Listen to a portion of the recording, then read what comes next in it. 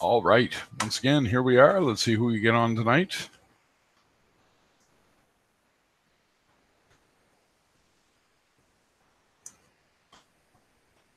All right. Once again, here we are. Let's see who we get on tonight.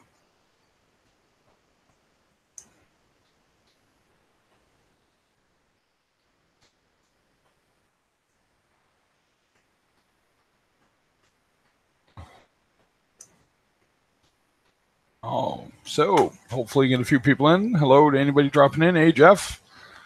Let's see if my link works for you tonight, buddy.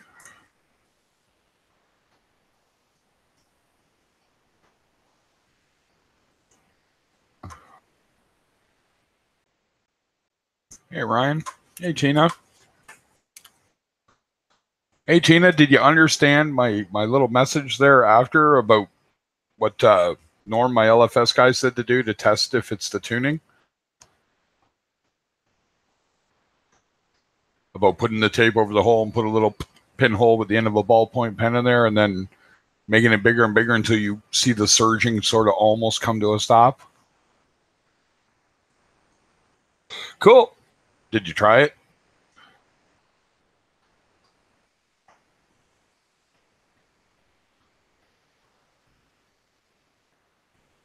If you have masking tape, it will work. It just won't hold on as long. It'll work for now. You need tape. Okay.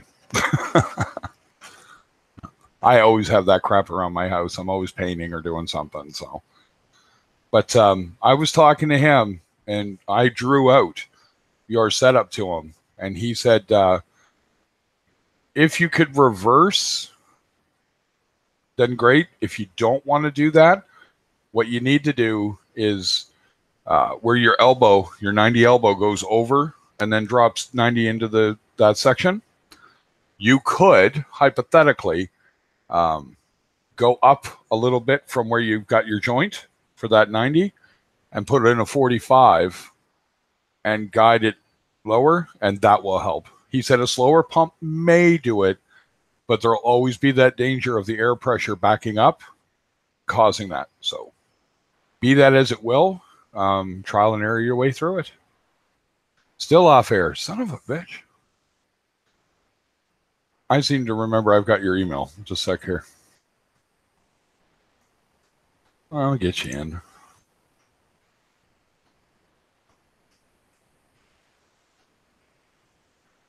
Oh, crap. No, I don't. Wait a minute. Do I? No, I don't. I bet you I don't. Knowing me, I don't. I don't tend to keep people's information very long, so.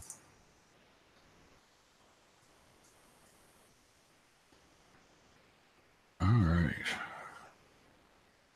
And I do not. Okay. There. Dave's got it fixed. Never mind. Dave's the man.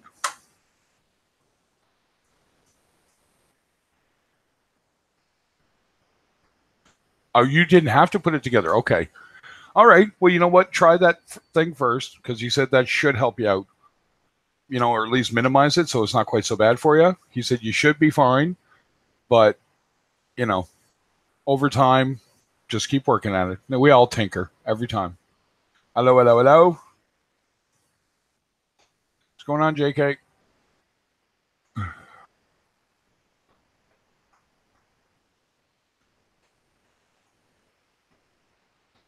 Well, it's redirecting for me. Give it a shot, Jeff. See if it works for you.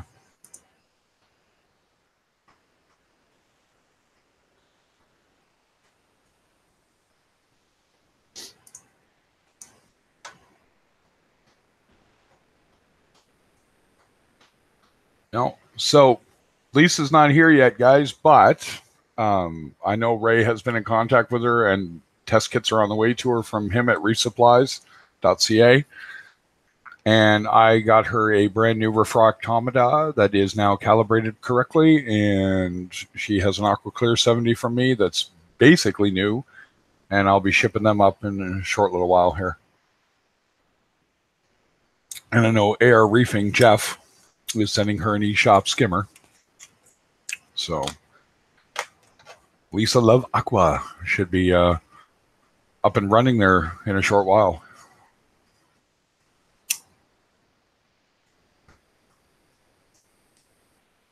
And then Tina, it will be her turn to go through the motions. There's a woman. And how's Tina tonight? Fair enough.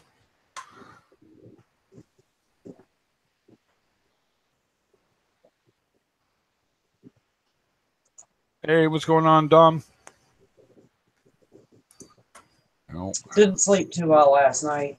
No? No. Sorry to hear that. Yeah. I slept all right. Wife said she had a horrible sleep. But I don't really sleep all that great anyway. Diabetes sucks.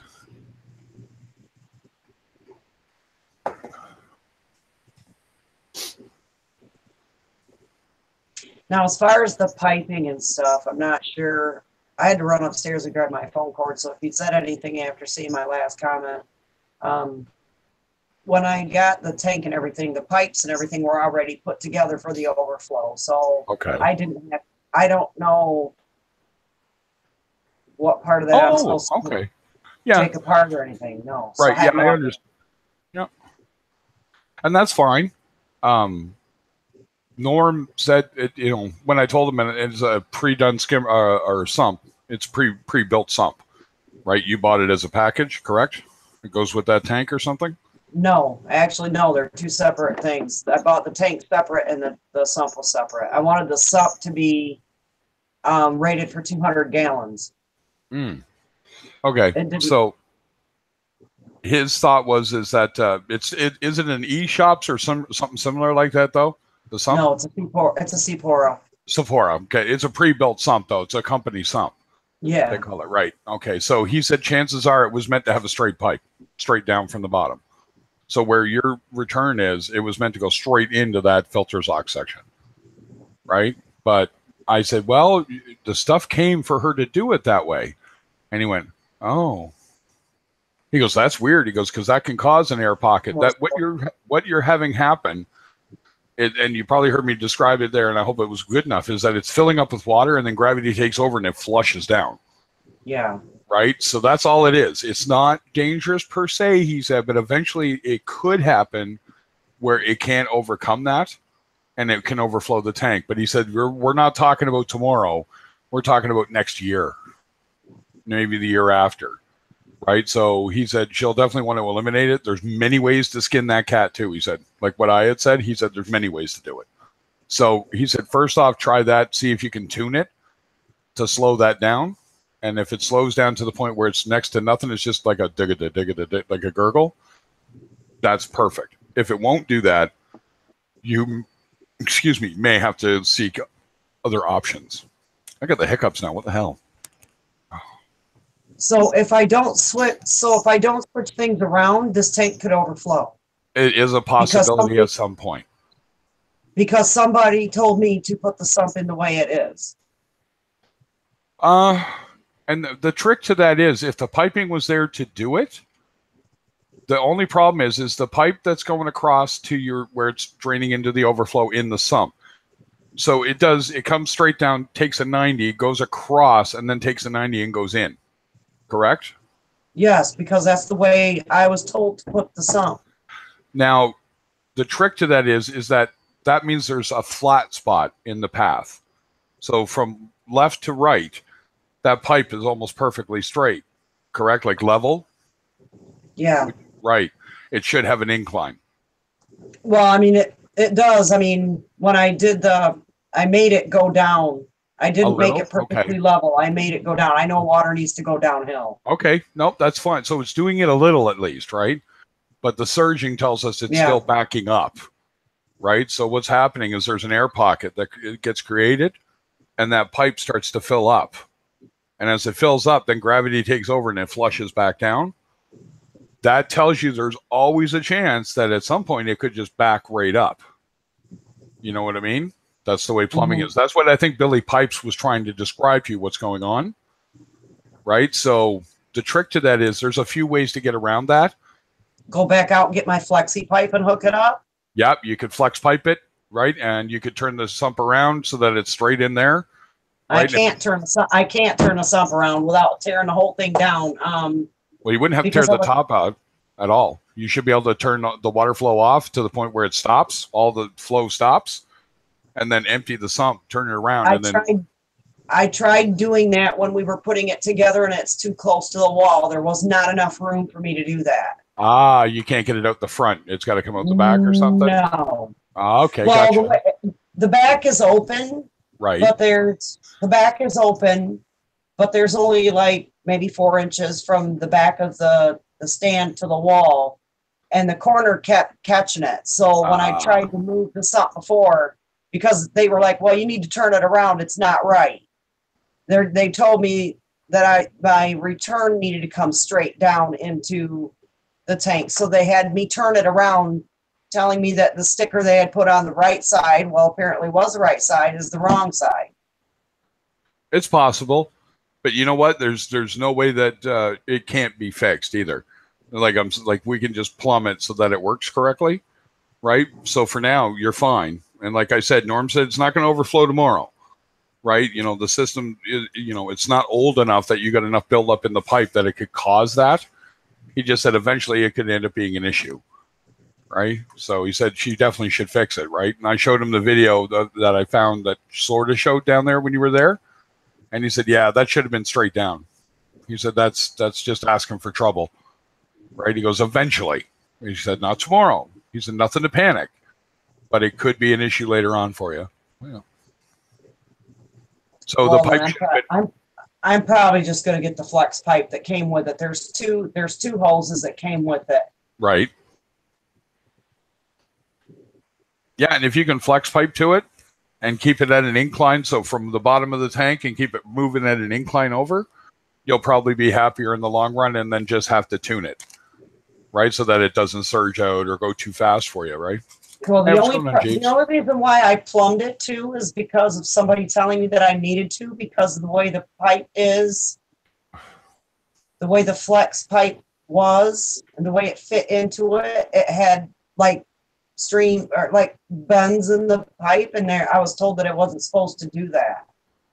You may have to put supports in if you're going to put the flex in, right? So you may have to put something in to sit it on so that it doesn't hang and create a loop.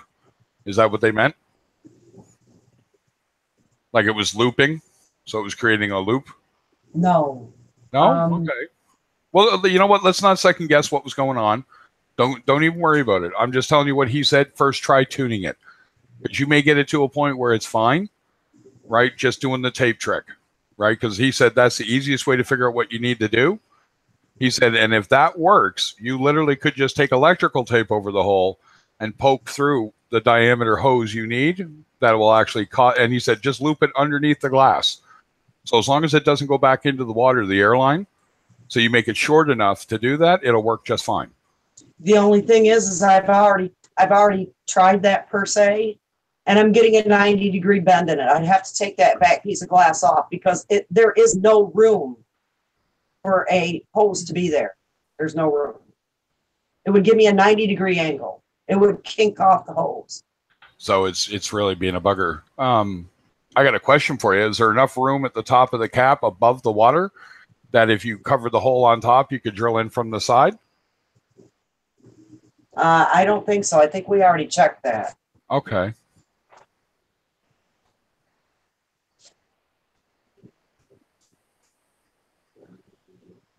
I might be able to. Hang on.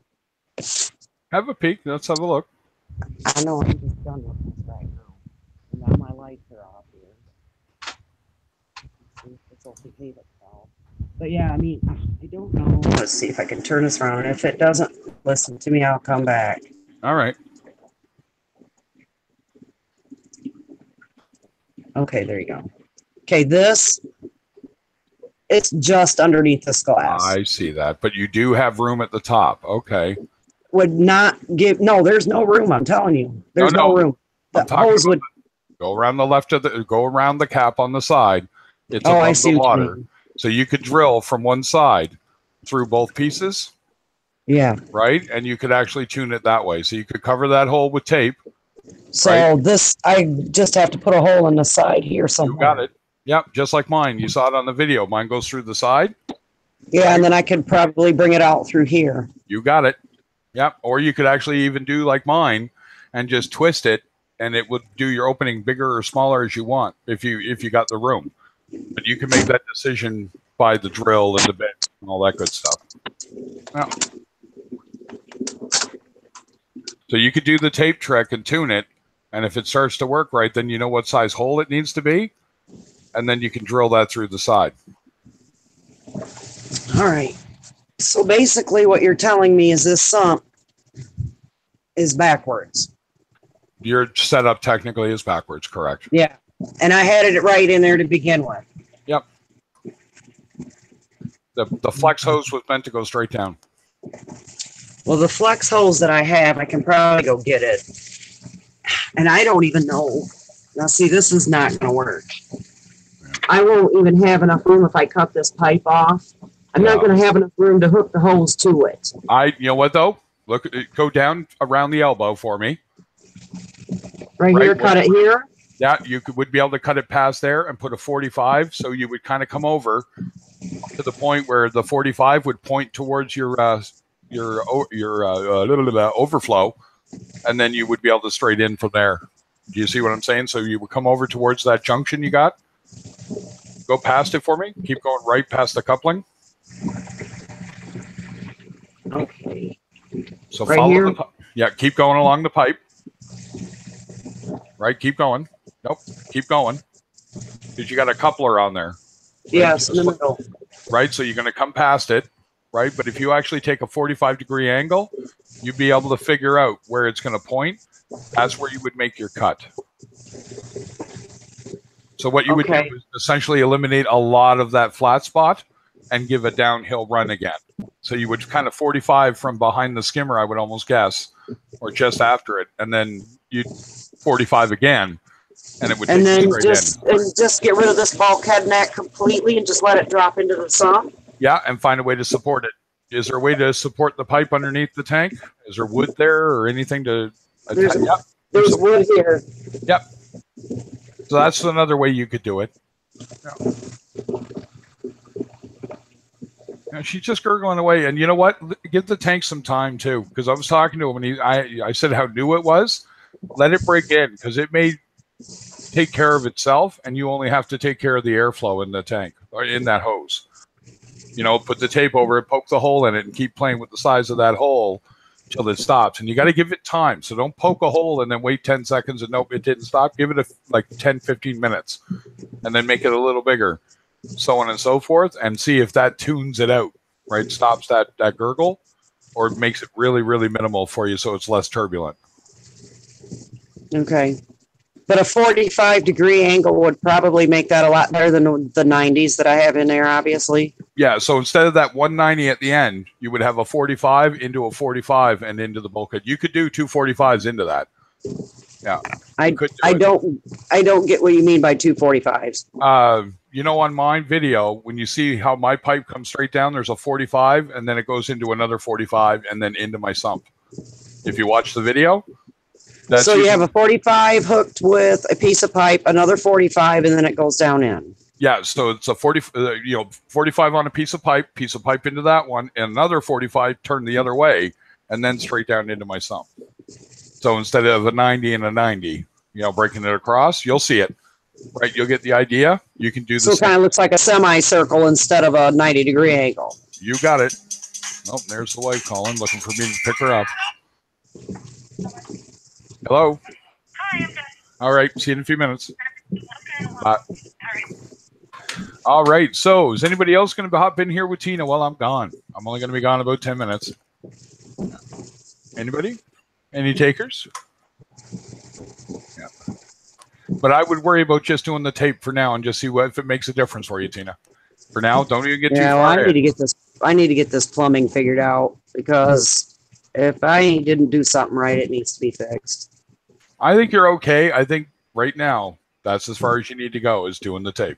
Everything else is working. There's no dangers here. So, all right. Yeah. Definitely no panic. It's all working. It's just noisy. So, You will if you get the link. Try. I'm going to link it and then copy paste it again. Hold on. Let's see. I wish I had my husband's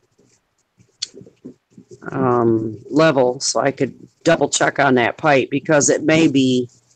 I can't tell by the way. It may be too level It could because be. of. Yeah. I measured it before I put the. I think I measured it maybe before. No, because I measured it too much. It wouldn't let the bulkhead attach to the this thing back here. Yeah, the bulkhead. Yeah, so I had to lengthen. I had to go back and buy some new pipe and add a little bit of length to it. So maybe it might be too straight. Yeah, Reef G's going to hop in here. I'll be back in a few minutes, Tina, okay? Yep.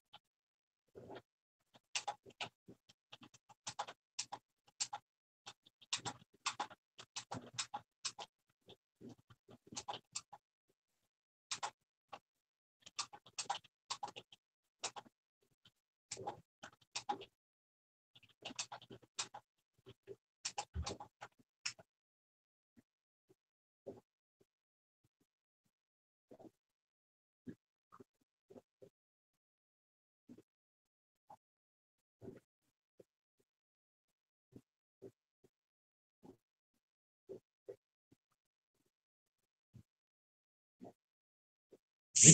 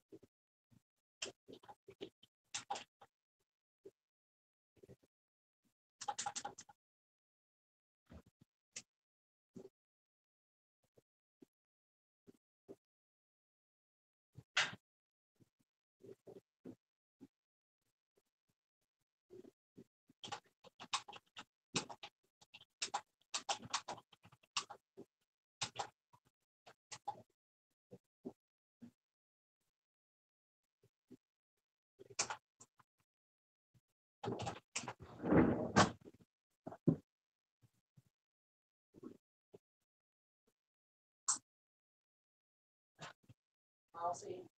There's a lower towel.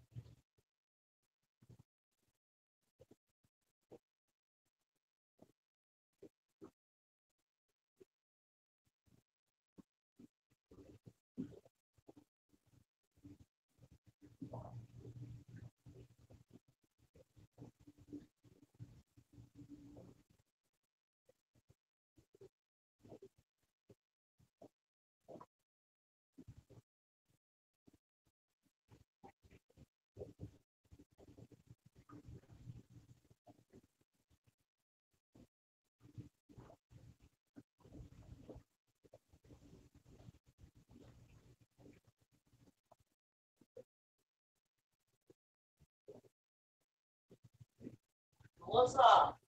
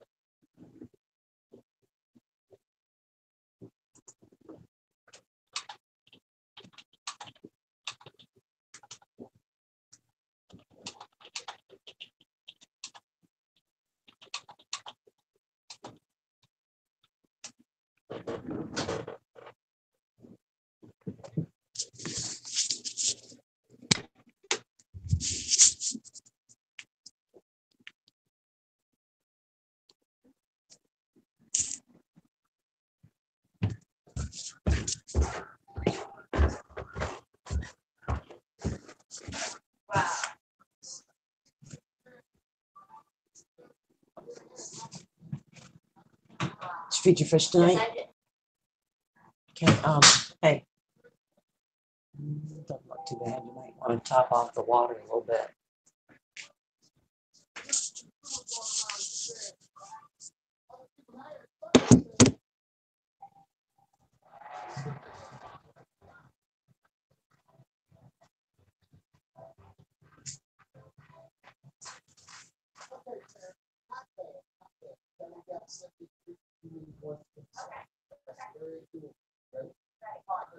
Yeah, I think I might just try to get a hold of fucking C4 company themselves and talk to one of their fucking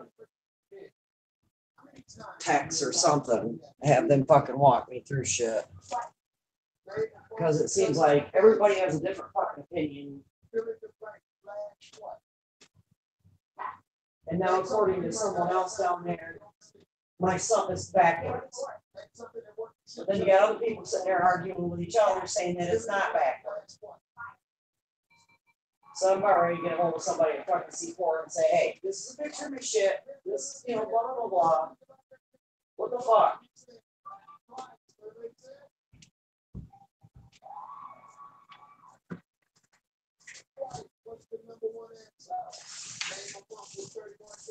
Go back to fucking all this is why I stuck to hang on back shit.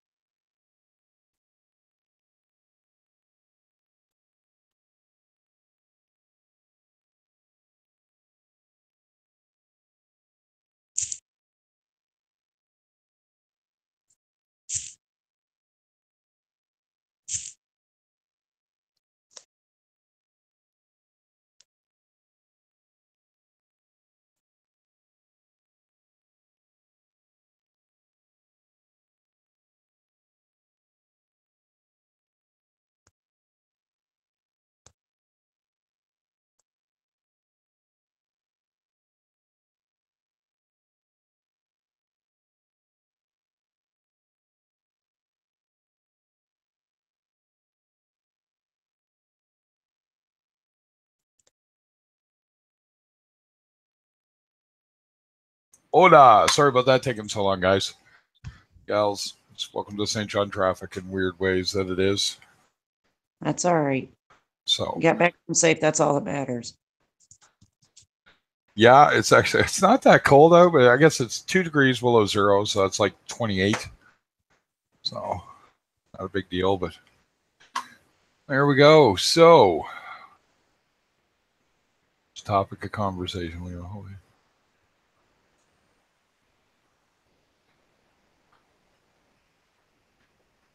Oh, somebody, Ryan, sucks to spend weeks getting a fish healthy for it to get bullied. Oh, what's getting bullied?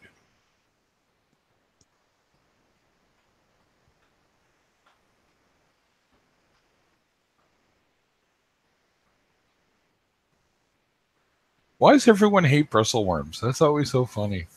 I'm like, well, there's no big deal there. They're actually really good for your tank. I don't really hate my bristle worms, but I was just warning Ryan of he got some firefish gobies, and I just was letting him be aware that they like to dig in the sand and sleep under the sand underneath the very bottom rock at the bottom of your tank, basically. Yep. And one night my gobies were doing that, my little firefish, and one of them came up with a bristle worm in its mouth and died a week later because it couldn't eat. Oh, he got him. And He you was can't trying to get it. remove it. You can't Yep. get them out. Can't get them out without tearing out. Tearing your tank down completely. No, You gotta take all the rocks out to get to it.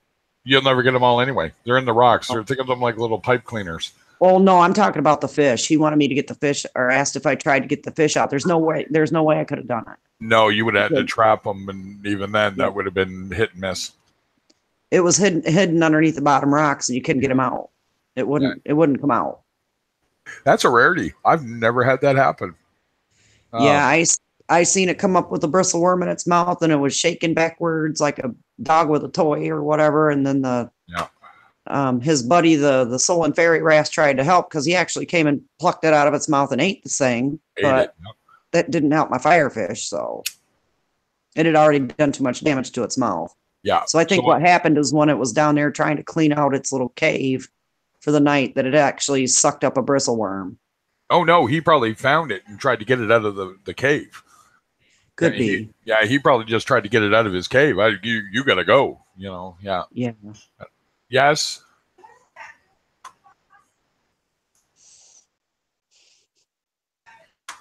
Yeah. So. Yeah, beneficial. Yeah, but some people. My wife. Oh, the heebie-jeebies. The minute she sees one, she dances out of the room. With the big vibrating thing. Hates them, and it's like, honey, they're just part of the tank. Get over it. Yeah.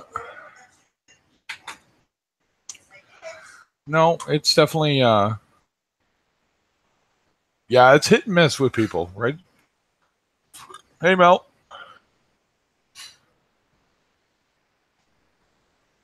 No, Tina's still here. This is the kind of stuff that makes me wish I still had hang on back equipment. You know what? I swear to cow, if I could drive up there and do it for you, I'd just do it. You know what I mean? I just told my husband I might just hire a professional to come in here and do this because I'm going to get a hold of Seapora, I think, and talk to one of their technicians or something. And see what their question. Have them assess it for you. Have them figure out if the sump is backwards or whatever. If it can be used, if it's supposed to be used with this tank, which I don't see why it can't be. A sump's a sump. Rated for a 200 gallon. So you're supposed to go twice as big as what your tank is. Yeah. So at least that's what I was told. So right now I'm at a standstill. And then I told my husband, maybe, I need to borrow his leveler, but his leveler really won't fit up underneath there. He's got one that's too big. Yeah. So I need to find one that's small enough to see if maybe I have a little bit of a angle going the wrong way. No, I don't. Yeah, my next thing is just to shut everything down and put some 45s on it. Yeah, because I was thinking about it when I was driving, and I'm going, it's going to be so. You got to remember, if you think about it, your 90, your 45s are going to be really close, right? So you can have a 45, a little piece of pipe, and a 45, and then straight in. Yeah. That would, you know what I mean? You're going to be on the right side when you do it, right? If you do it, and if you can find is there a reefing club around your area? Do you know? Not that I'm aware of. Not that you're aware of. Okay. Talk to your LFS guy, right? See if there is, or see if he even says, I'll come in and take a look. My guy would. You know what I mean? If Norm, was close to you, he'd absolutely come have a peek and go, I can fix this. You know what I mean? Like, look, this is all you did. No big deal. He'd fix it for you. Yeah. You know what I mean? So really, the community as a whole, even outside of YouTube, right, is like that, right? There's very few, like my guy in Moncton. There's very few of those guys, right? Big feeling ego, it-driven kind of fellas, right, or ladies, right? Very few. Most of them are quite, yeah, I'll give you a hand, especially if you're having a lot of trouble. No, my local fish store dude is like 67, 68 years old. Yeah. He's up there. But he might look at you and go, I'll show you what to do. You do the work. Yeah. Nothing wrong with that. Yeah, I think the only thing I haven't done, I think I need to take some pictures of the way I've got it set up, take it down there to him and have him look at it and say, this is what's going on. Is this set up wrong or is this set up right? Like I said, I'm getting mixed. Pick one person like we were talking about last night, like go to him, take your pictures. Well, I mean, it's all said and done now. I mean, when I was setting it up it's not necessarily the issue, but when I was setting it up, I had the sump facing the right way to begin with, and now apparently it's facing the wrong way. And so now I'm stuck with a full tank, a full sump, and no way to move it. Well, there's no wrong way. Now it's just plumbing it so that it doesn't do that to you. That's the only issue you're having, right? Okay. I guess. Yeah, hold on a sec. Yeah, the Reef just said something too, and you had said twice your size of your system.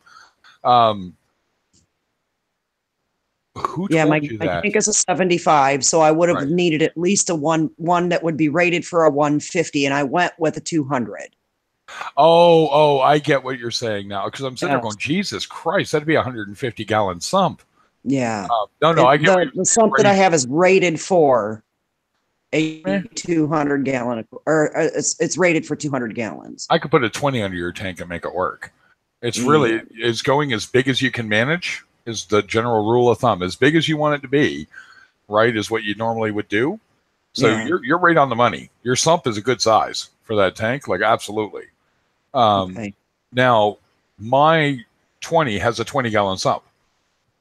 Right now, my 120. Yeah, so you have twice the water volume. Yeah, I got twice the water. Well, 1.5, because that's never full. Mine's meant to take all the load. So if the power goes off, I don't overflow. Yeah. It's impossible to overflow. Now, if I get a block, that's a different story, right? But again, I have an emergency overflow on my tank. So now on my main tank, the 120. That sump's only a 40, and it can take a power outage no problem. You know what I mean? It'll fill up, and I still got 4 inches above, the water line, so to speak, right, or the edge of the tank. Yeah. But I would go talk to your LFS guy, see if he knows someone that can help you out, and come take a look at your plumbing, or has the experience, right? And then that'll resolve it for you a lot quicker. If I could get in there, or Ryan, or any of us that were close, if we could get close enough, I could probably fix that in about an hour. So. Yeah, well, so can I. You just gotta get to it, and you will. Try the tape first. I'm telling you, don't even panic. Try the tape. See if you can tune it out. Well, I don't know if I want to do that if my pipes are not right. You know what I'm saying? Well, no, but it's definitely a short-term solution to a problem. It'll get rid of all that noise, that's surging, and prevent that from causing an issue in any way. And then you can work on fixing the plumbing up to the point that it does what you want it to do.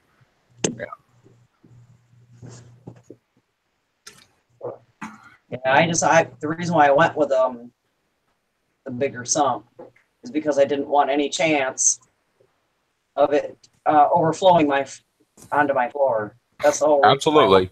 Yep. I want no chance, none. But then I'm finding out too that it might overflow in my tank, and I don't know. Give me a sec here. Reef, the problem isn't a gate valve. Nothing to do with it. It's surging. I'm not putting a gate valve on it. I cannot put a gate valve on it. So no, she doesn't have the room. It would take too much. It would take work to do. Yeah. That's not, well, I mean, it's not an option with the type of sump and the type of, I don't have 2 overflows, I guess. So I cannot. That would be putting the tank in danger, and I'm not willing to do that. No. Her issue is that it's surging, Reef. So the water's building up in the pipe and then draining down because of gravity. That's all it is. So it's a matter of fixing it up so that it stops doing that. Mine surges, and I got 2 45s in a straight run. And it does that because it's a Durso. That's what they do. but it should only do it very minimal, right? And hers is a little more than it should be. So now it's a matter of just playing around with it until we get it to the point where it does what it should do. And she'll get there. Yeah, and I was looking up a bunch of stuff on Dursos as well. Yeah. On YouTube, but Right. I'm not really getting what I need out of it. I mean, it's just weird. I'm not getting, the ones that they give, they don't give you too much explanation. Right. They just tell how to put it together and stuff like that, but nothing really pertaining to what the issue is. Not to tuning it. That's what I ran into. There was never anything on how to tune it, so it stops doing that. It's how to put it together. Yeah. And a lot of them were clickbait because it was like how to tune it, blah, blah, blah. Well, when I was watching it, it had nothing to do with it. It was how to put it together now. How to put it together. Yeah. So it was a lot of clickbait is what I ended up finding. Well, you know what I ended up doing? I had a 60 cube that had that set up. Same thing. Oh, Dennis. Oh, hey, Dennis. You guys do you have a decent link? Because they're saying that they can't get in because of the links. It keeps saying that it's not, it's a done hangout or something. Says I'm off air and it shouldn't. It's been doing that. Try that one.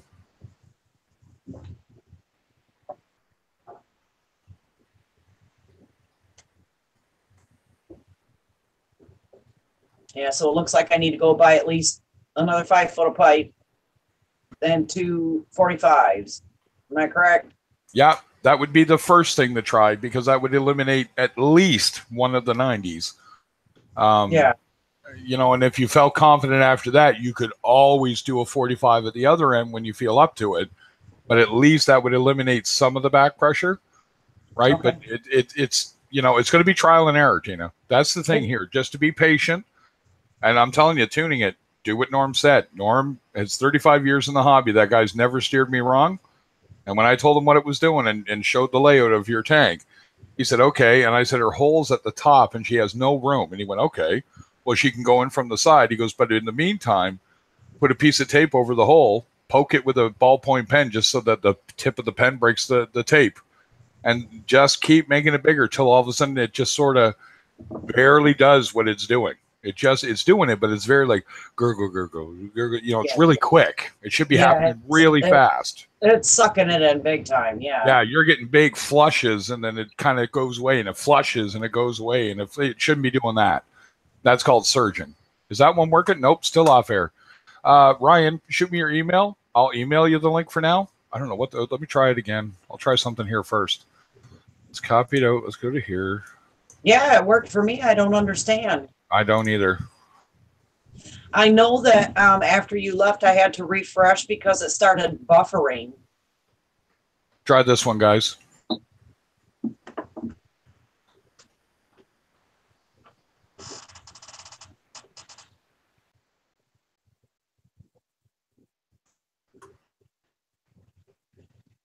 No, Reef, on a Durso, if you put a gate valve on it, you're inviting trouble. She could slow down. I went and bought a gate valve, if you remember that. And then when we were trying to put it all together, everybody started screaming, no! There's my giggle for the night. Yeah. I mean, everybody that was on the live stream started screaming no. No, because it could I'm like, well, I was told to go buy it. Yeah. But yeah. Yeah. Ryan, shoot me your email. I'll copy it and delete it right quick, and I'll just shoot you an email quick. That'll get you in.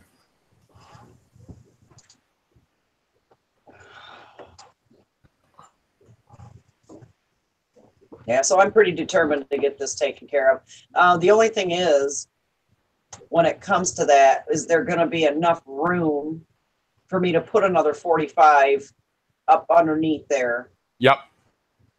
There is. Yeah. Is there? You're going to need to get a PVC. I've got a cutter. Oh, yeah, I got a ratchet one. Oh, yes, you do? Sir. Okay, so you may have to play with it a little. Get it on there and kind of, when I did mine, I screwed one up real bad, Tina. Real bad. Real close to a bulkhead, okay? And I have no access to bulkheads.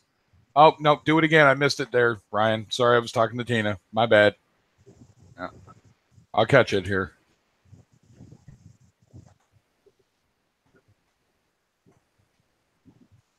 One more time.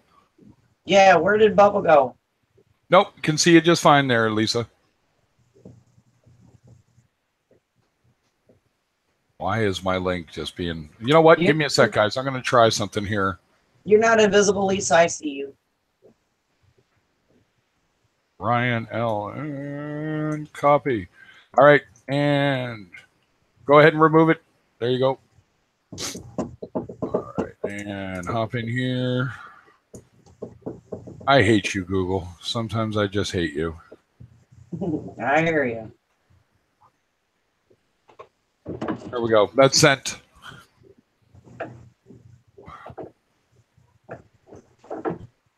There we go. Get out of here, and that's done. Nope. You know what? And you know, it's one of those things that you'll get it. You'll get it. It'll just start to, and you'll be like, oh, I can't believe how easy that was to fix. That's how it actually happened for me. There we go. Yeah. There we go, Ryan. Yeah. What the hell's going on with the Hangouts, man? Lately, it's just been nothing but a knob gobble. I don't know anything about that. It's like every time I turn around and make one, it works, and it'll work for like Tina, and it'll work for Dave, and then it won't work for anyone else. All right, Yeah. so I'm going to show Tina the 245s. I have it just like you were talking Oh, about. yeah, here, I'll put you up on percent here. Let me turn my camera around here. Hi, Ryan. I can't get down. What's that? I said hi, Ryan. Hey, Tina. Well, that didn't work. There we go. There we go. I can't Yeah, get down I can't get down on the floor as good as you, Tina. I got some pretty bad knees, but here we go. Let's see. I all right. have I'll do what arthritis, I can. and I also. Oh my You goodness! Look at all those see stripes. right there. Yeah, so that's the way you can go into your sump. That's what I was telling you to do, and how close you can actually make it. And then go to your other end of that pipe. So you see, I've got one that goes straight down right next to it, but I have two overflows. So I wanted one coming from each side, but I wanted them to both go to the same spot. But I don't have that option. I only have two holes. I'm just saying the reason I did this is because I had one that's also coming from over here. Can you see that? Yeah, so you have one on each side of your tank. So it goes. So that gate valve is actually the drain line. Don't worry about that. Comes straight down, goes into a 90, and then goes all the way over a slight angle. Yes, and then goes into that 45s. The 45s, okay. And they just go straight down. Okay. Yeah, Dennis, he's got that on there. It's in this situation for Tina, it's not important, but I'm imagining he's got that just to control the flow. Yep. Yeah, because these have emergency drains and all that. I mean, there's a way to skin this cat even more so, Tina, but I'm not getting into it. My thing with you was to keep it as simple as possible, because on my 60, I turned my overflow into a Herbie, and I ran a pipe out the back and over top of the tank for my return. Okay. Right? I wish I had pictures of it. I bet you I do somewhere.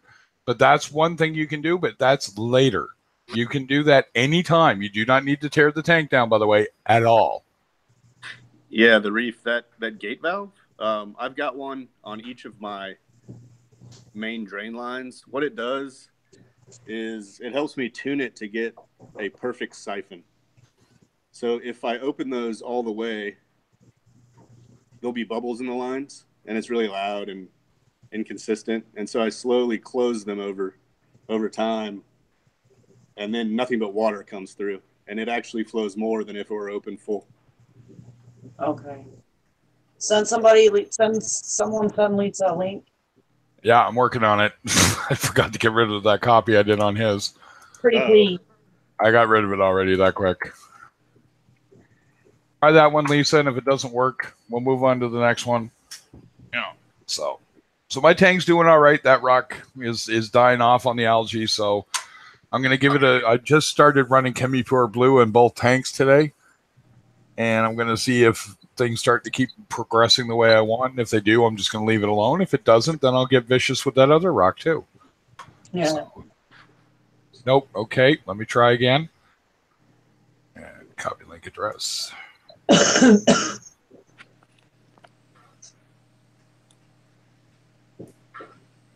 So my 45s, apparently they need to be angling towards, one needs to be angling towards the back, and then when I hook the other one, it needs to come down. Not necessarily, no. If your pipe is level and straight over it, then you would just 45 and 45. You don't have to turn it like he did it. That's only to aim it. Oh, okay.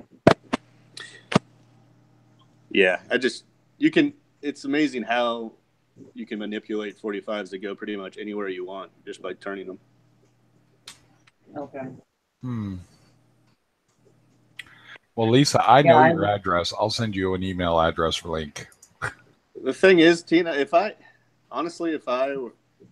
were doing this all over again, it wouldn't look like it does below there. That is not like perfection by any means. I actually would have figured out a way to get the drains to both come straight down and then just do like an alternate return sock that didn't really do a whole lot. So anyway, I don't like that. I don't like the way that pipe runs all the way across the length of the sump there. Yeah. It's hard. It is harder to tune that one than it is to tune the one that goes straight down.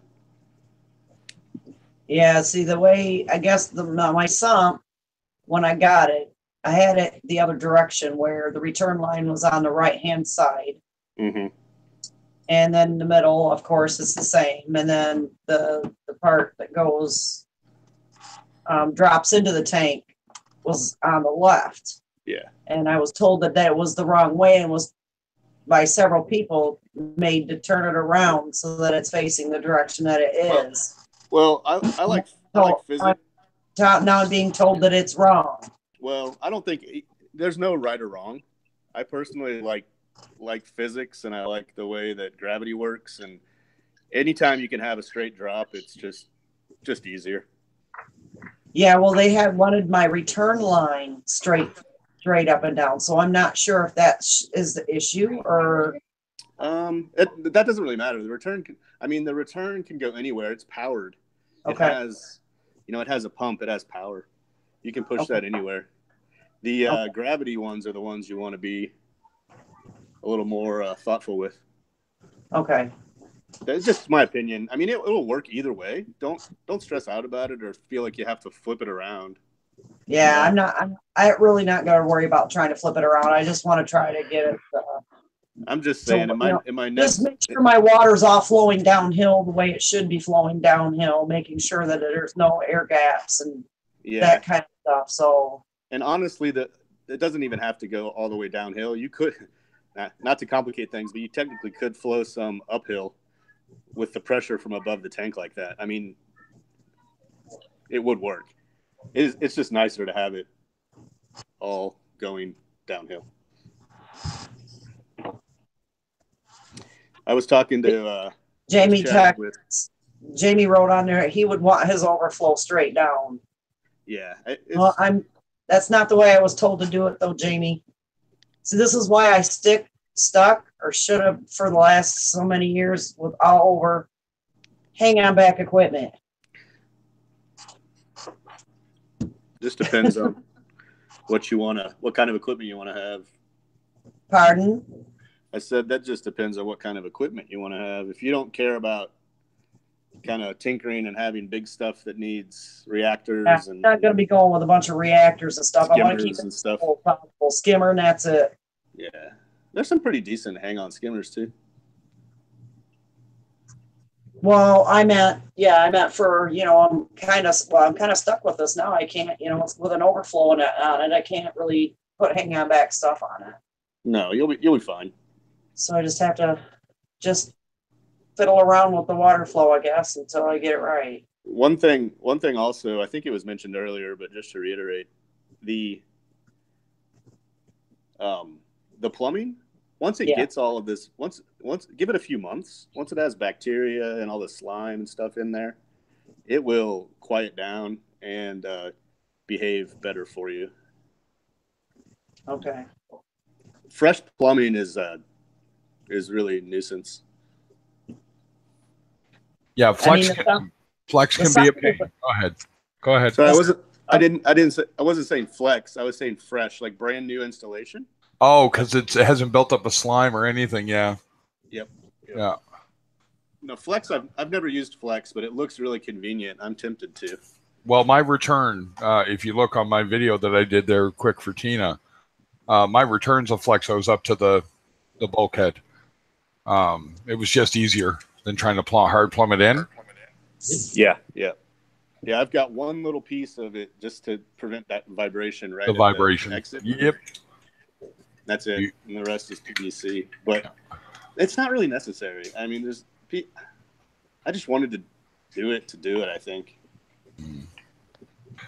I think everybody does that. I see all the systems with the manifolds.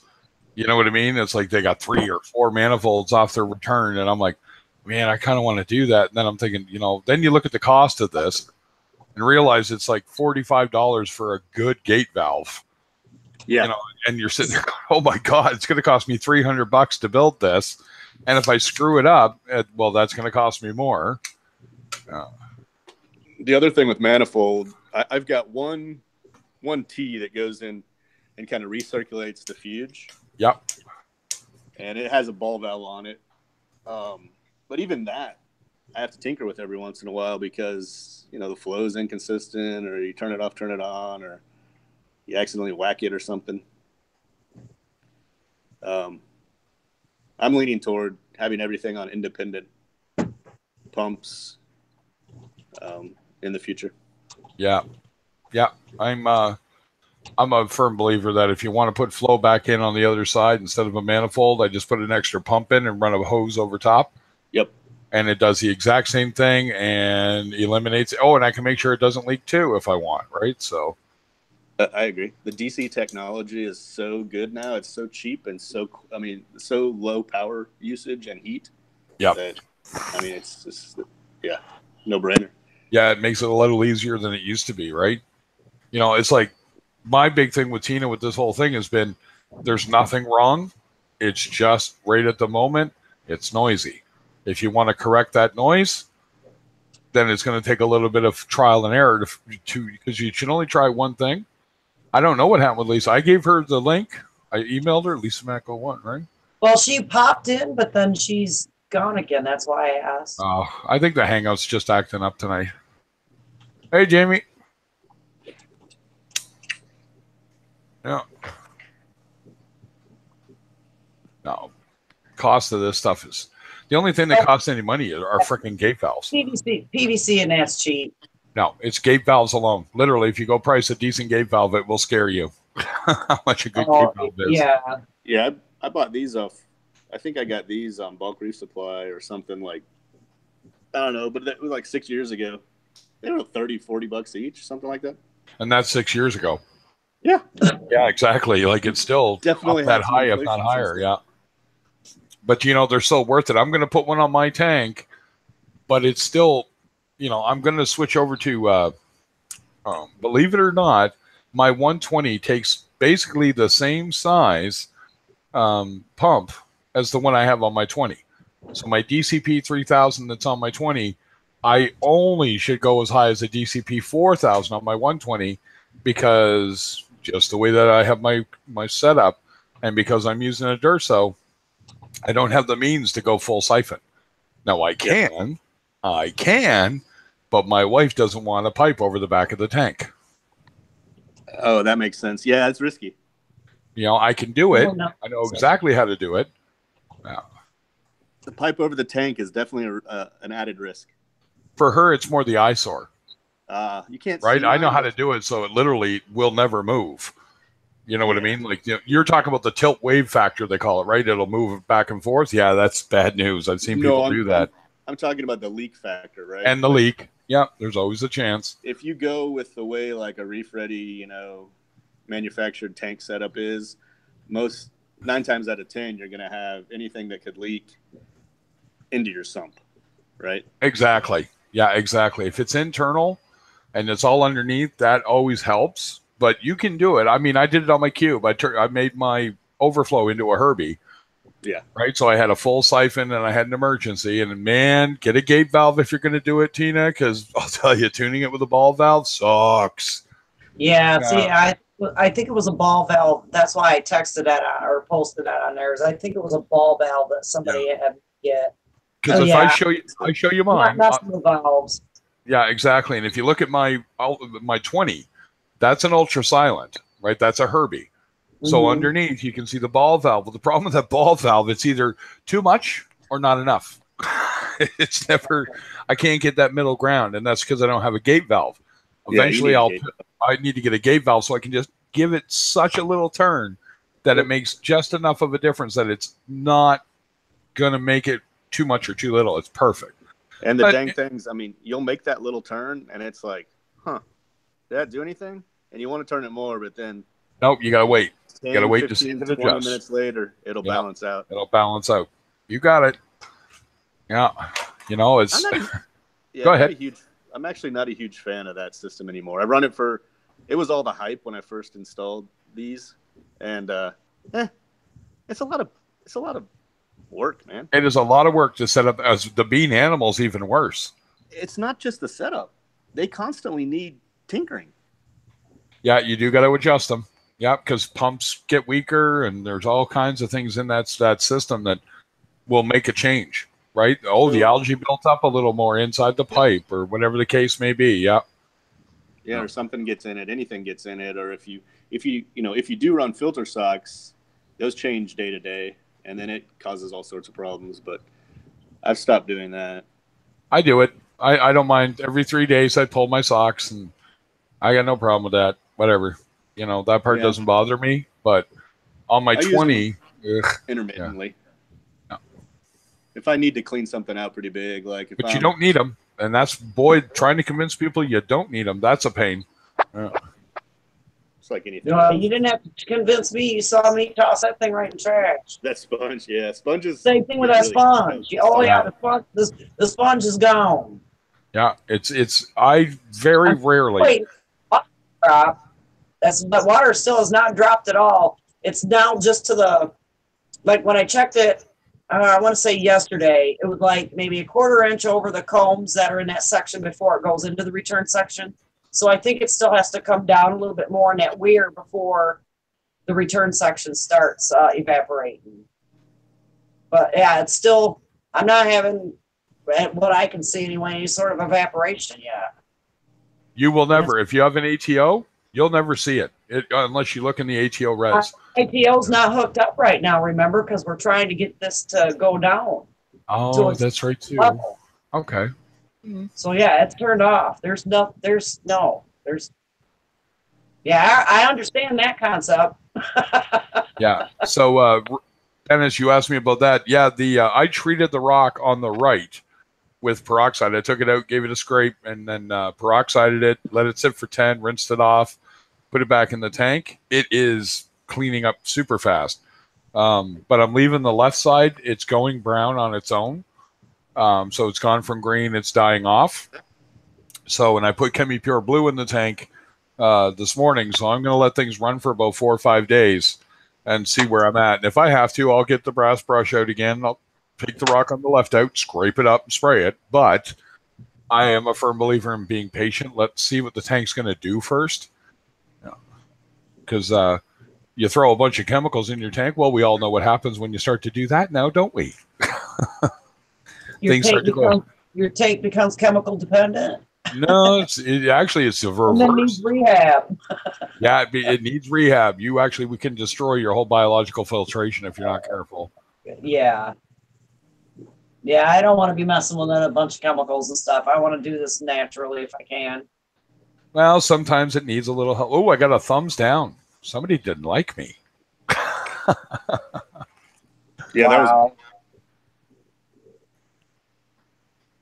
Yeah. It was Melanie. I wasn't here. That was me. That was you, was it? Okay, thanks, Ryan. No, I'm teasing. Damn link doesn't work. Thumbs down. Craig doesn't know what he's doing. Yeah. No, it was man, dealing with that whole family thing, and then the fish. I don't know how many people heard the story about me bringing home the urchin and the cardinal that I put in the 20, but oh man, tell people not to make that mistake and go make it yourself. So I picked up the fish from the store, the livestock. I actually tried another SPS, guys. It's in the 20. You'll see it tomorrow, and we'll see if I kill that one too. But it was kind of funny that they were in the bag in a cooler for 4 hours. I got them home. I put them in the tank. We ate, and I was so exhausted after the last week, I passed out. And when I woke up, it was another 4 hours they had been in the bag. So I had to hype the acclimation period a little bit. But the pajama cardinal, the Bengay cardinal's just fine. And that little urchin the size of the tip of my thumb, he's small. He might be an inch across, if that. And it's fine. The corals are fine. Corals don't give a shit. But it was just like, wow, I was lucky. I wouldn't have given it much more. I tested it. The pH was 9.5 in the bag. Oh boy. So the ammonia was going to start to climb rapidly at that point, right? So. But yeah, so lesson learned. Don't put fish in the bag, in the tank for temp acclimation and go to sleep. No matter how tired you are, don't do that. Well, heck, you probably didn't even know he fell asleep till you woke up. Well, that was it, right? It was just, man, that Chinese food was good, right? Because I only get it from one place. There's only one place I can buy Chinese food, and it's an hour away. Everybody else in St. John just sucks. When your rice is hard as fish food pellets, that's not good. So yeah. Was it doing anything weird, or was it like the fish was still normal? Nope, absolutely normal. Nope, he was fine. He wasn't panicking. He wanted out. You could, like all fish, you could tell he wanted out of the bag. But yeah, I made him wait. Even though it was high, I just started the fresh. I did it really quick, right? Yeah. Instead of taking 45 minutes, I took about 20. And I just dripped him in a little heavier. But, it's the old case. Good water is better than what he's in. You know what I mean? No matter what, right? So, sure. Yeah. I've got a really interesting fish story. I ordered one. This was years ago. It was a trigger. It had one of those pink tail triggers. Okay. Yep. It was from Live Aquaria. And I ordered it, and then I got like this strange email that said there was an exception in shipping. I'm like, oh no. So it basically got stuck in Kansas overnight in a snowstorm. Oh, yeah. It showed up here, and I looked, and I'm like, I wasn't expecting it to be alive at all. And I look in there, and it just, wasn't alive. It is dead. Looked dead. So I'm like, this thing's DOA for sure. And then, I'd heard people say, like, look, even if they just try it, try to acclimate it. You never know. And I'm like, that's such BS, man. There's no way. This fish is totally dead. And then I tried it. I slowly dripped in warmer water, and that fish, over like an hour, 2 hours, it would one twitch, then like two twitches, and it came back to life. Nice. It was like, I called it the zombie fish. Yep, I had similar. I've had fish jump out of my tank, and I had read an article a long time ago when I first started that don't give up on them just because they jumped and you didn't catch it. And she was out of the tank an hour and a half, picked up by a cat, and the wife brought her to me. And luckily the cat dropped it on a plastic bag of all things. So she brought it to me, and the mouth moved ever so little, just a little. So I threw her in a net in the water just to see if she'd come around. She come around and took about a half an hour of me holding her in front of a power head, right? But she come around, and she lasted right up until, unfortunately, jumped out of the tank when I was feeding the corals. And I wanted to play with that cat again. Yeah, that's what I figure. And the worst part is she did it, and I didn't notice it for 2 days. So no, it's not going to come back after 2 days, unfortunately. Fish jerky. But Yeah. Dennis, I'm gonna show you my 20. The 20's still lit. I forgot it goes for another. Hey, Jeeves has got his email in there if you want to send him a link real Oh quick. yeah, give me a sec, Jeeves. And there we go. And copy, and we'll remove that so nobody else sees it. Go ahead and remove it there, Jeeves. And we get Jeeves in here. We get some. Let's get to quibbling. There we Man, go. I need to get off this thing and put some fish in my tank. I've got these fish that are ready. They've been in quarantine for a while, and today is like their last day with everything I did to them. There you go. But I know it's a long process, and it's a lot of work, and I'm kind of tired. And they're just fine out there. Oh, they're fine for another night, man. Unless you got something going on there. No, they're fine for 8. Yeah. You know, I said to one guy, when it comes to fish in the tank, fish are easy. You know, I said that to a fellow a long time ago. That part of the hobby is the easy part. It's coral that's a pain in the old tuck. Yeah. All right, give me 2 sacks there, guys. I'm gonna go light the tank.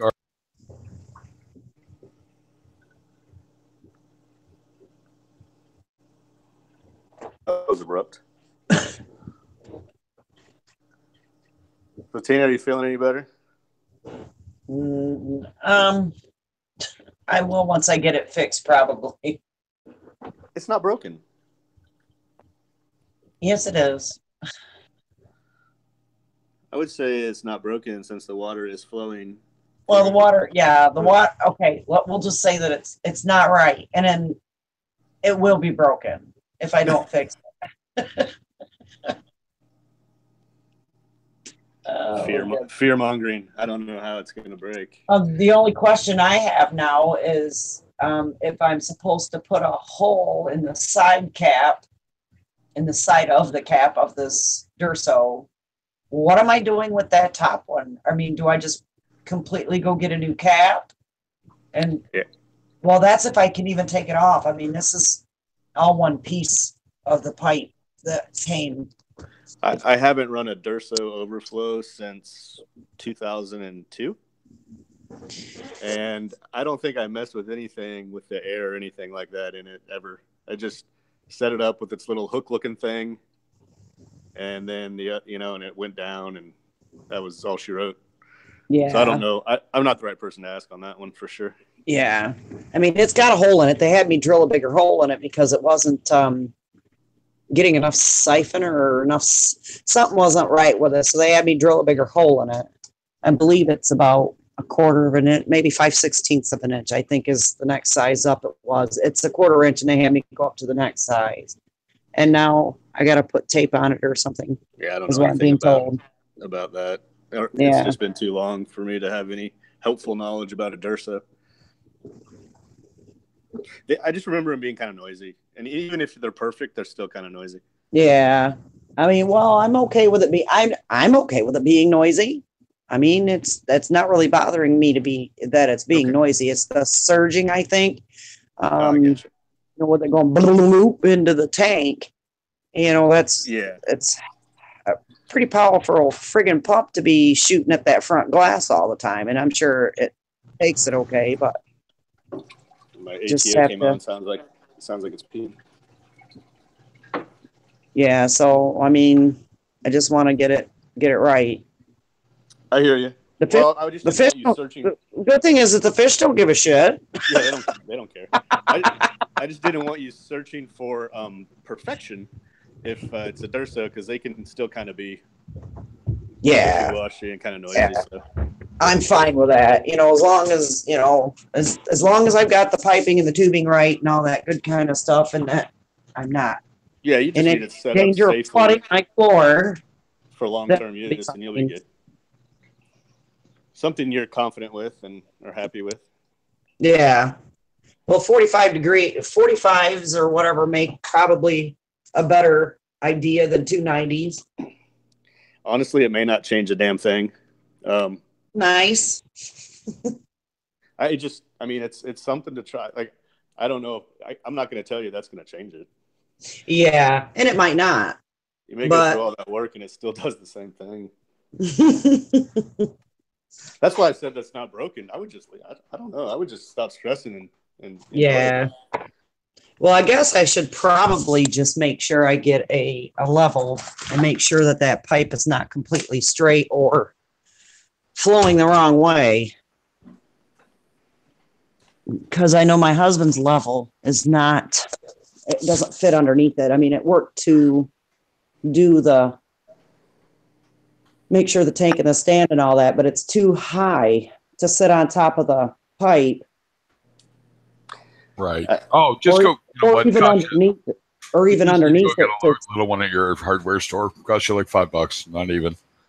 Yeah, I'll probably just go to, I think I can go to Harbor Freight and they Yep. could probably have something too. You'll see one. It Yeah. looks like a little wedge. Get a little, I'm just gonna say it. I think you're overthinking it. It doesn't Yeah. really matter if it's level or it has a slight. As long as there's no back pressure.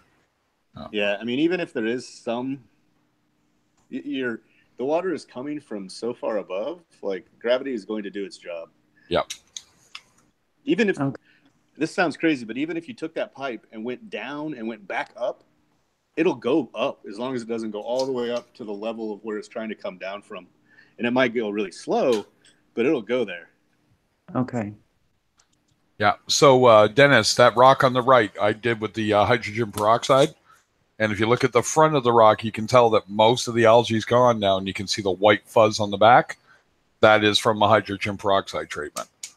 So I didn't have a proper scraping brush, a brass wide brush, and I just didn't want to keep the rock out too long. You got to have it pretty big so you can kind of really just quick, and spray it, because you're going to leave it out for 10 minutes, right? It's not going to die, but you're hitting it with peroxide, so that accelerates things.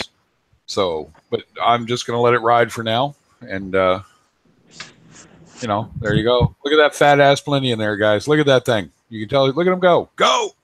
Yeah. Okay, Ryan, I think Craig said something to me too about, whoever he talked to today said something about in a year from now, something like that. You know, my pipes will probably build up a bunch of gunk. Is that true? It's not gunk.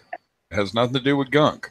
Okay. Yeah, what it is that your system, there's air in that pipe, right? There's always a certain amount of air, right? And the problem is right now you have too much. So what happens is that air backs up the pipe. And then once gravity kicks in, it blows past it. But that air never goes away, right? That's got to be there to some degree. And what you're working against is that. So if you cover that hole and you poke the hole, you know, like I told you, and keep working it, you know, okay, give it 15, 20 minutes. And if it's still even worse, okay, make it a little bigger and just keep going, because you've already got a 1/4-inch hole there. Remember, you drilled it out to put a line in there.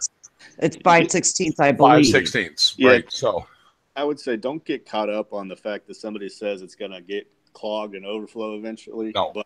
But they're just trying to be extra cautious because you do not have an emergency drain, right? So if something bad does happen, if anything clogs your pipes, you can overflow your tank. And that's just the way it's set up. And that's okay. Most people have it that way. How do I build an emergency drain? Don't worry about it. don't worry about it. Don't even go there. No. Okay. Reason being is that you're not there yet. You've baby stepped into sumps. Let's deal with what you're dealing with first before you even think about the emergency stuff. I've had the same plumbing going for 6 years. I've never touched it, never cleaned it, never done anything with it. It still works just fine. Yeah. Perfect. Okay. All right. So Dennis, I'm going to answer Dennis's question here really quick, guys. Nothing. It doesn't do a damn thing to it. The microfauna, when you do it, as long as you keep the rock wet, you might kill a bit on the surface, but the internal of the rock, it's not going to get in far enough to take out your biologic. I would never tell somebody that doesn't have experience that their tank is 20 days old to go do this if they got it. I would just tell them to deal with it. Do not do what, here's the best one. What do most people scream in this situation? Oh, water changes. If I water change that tank right now, that algae would get so much worse, I'd cry, because I'd probably feed it. You know what I mean? Now, that's just my experience. Somebody might argue with me, but in my opinion, I wouldn't even do a water change right now. I'll change a little to get out all that loose stuff and suck it up with a 1/4-inch line. But as far as that goes, the next step here is I'm going to give it about 4 or 5 days. And if that rock on the left doesn't start to die away a little more, I'll take that rock out and do the exact same thing again, except I'll have the big brush this time and have most of it off the rock. So it'd be a much lighter, hey, Dave, what's going on? I missed him coming in there. So, you know, it's not an advanced technique, but it is definitely, I've shown it. I think I actually have a bubble algae video I show about picking bubble algae off outside, doing a rinse, and then doing a hydrogen peroxide to kill the rest of the broken stuff.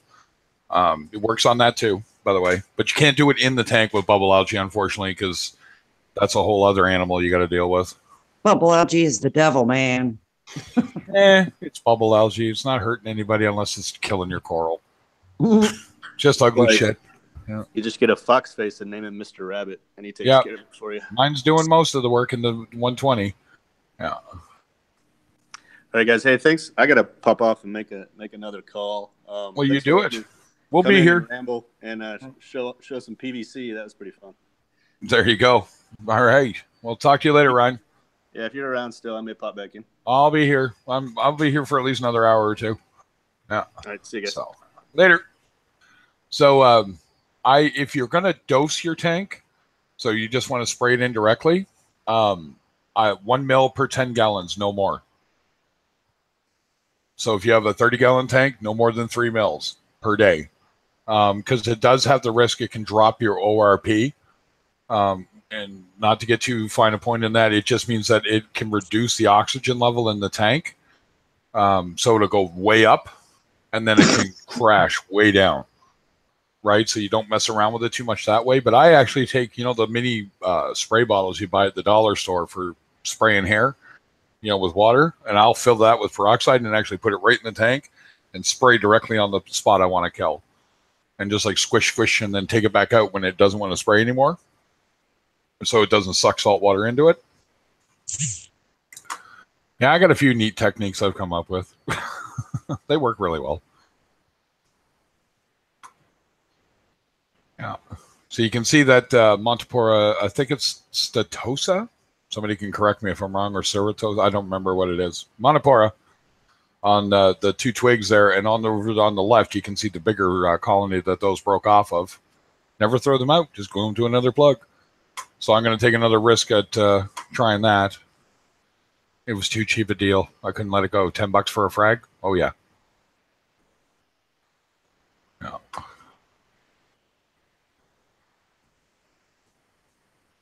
So what happened to Lisa? Her phone died, so now she's not coming in. It's plugged in. She can't handle life. What's going on? Sounds like me. When my phone dies, I die. It's just like, no. All right, that's fine. I got a surprise for you anyway, so you may want to come back later. Yeah.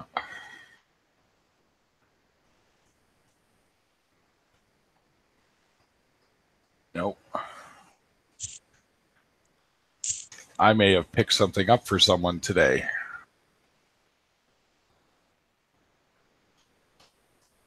There you go. Look at the gut on that blending. Look at it. That little bugger. He's going to be rolling around like a fat guy looking for one of those Rover wheelchairs. Eating around my tank. Keeps eating like that. Yeah, I think I get the biggest kick out of my fish when I put in a veggie chip or whatever. It's an omega-1 veggie chip. Oh, yes. For Yep. Blunnies, and they're all fighting over it. Yep. It's just like, dude, seriously? I break it in half and I'll throw 2 pieces in there and they'll all fight over the same piece. Yep. They don't even see the other piece. Yeah. Yep. Fish are dumb. Come on. They'll bite the same hook 20 times. Yeah. Oh, yeah. Look at that Blunny. Look at them. Look at that fat belly. Oh, my God. Hilarious. That's a lawnmower. Yeah. Yep. Yep. That's looks my guy, too. My husband calls it a dinosaur. You should see my starry blenny then. Yeah. That does look prehistoric, the starry blenny. He's got all that fur off his face and stuff. Oh, okay. Yeah, you know what? I haven't really been asked about that. I did a video on it, so I guess I never really thought. No. So go to the dollar store or whatever you have, buy a bottle of 3% hydrogen peroxide, and don't put anything back in. So if you put it in the tank, I use a syringe sometimes to measure it out. That syringe I dry off before I dip back in and pull more out, so that I don't put any water in there and dilute it. You want it at 3%. There will be guys that will tell you, go buy 29% food grade, blah, blah, blah. But here's the problem. You still got to dilute that. You put 29% hydrogen peroxide into a tank, it's going to get interesting. I'll tell you that. Everything will be white. Oh boy. It's just too much, right? Because the zooxanthellae that's in the coral, the algae in the coral, it'll bleach that out on you. So, but no, 3%'s fine. You know what actually did it where I was convinced you could use it is my LFS guy looked at me, filled one up 20 mils, walked over to his SPS frag tank and just right in the tank in front of me and went, if I thought it was dangerous, do you think I'm stupid enough to do that to $32,000 worth of coral? And I just looked at him and went, well, you might, Rabbit. You might. Yeah. Right? Oh, goodness. But no, I don't think anybody's that foolish. And believe it or not, I stuck around for 30 minutes to watch the coral, just in case. And then that was, okay, all right. And I don't take his word as law. It's not the only way to do things, but the guy's got so much experience that you kind of have to take it with that. Like he actually had me come up because he was going to give me a CoralBox QP5, the nano wave maker for this tank, so that I could start stirring up the bottom a bit more. Because the new pump's working great, but it's still not quite enough. Peroxide technically is a type of water. Yeah, you are correct, Dennis. You are correct. It's just got an extra hydrogen molecule, as I recall. So what it does is it kills the algae. It defeats its method of creating food for itself. You go have a snack, Tina.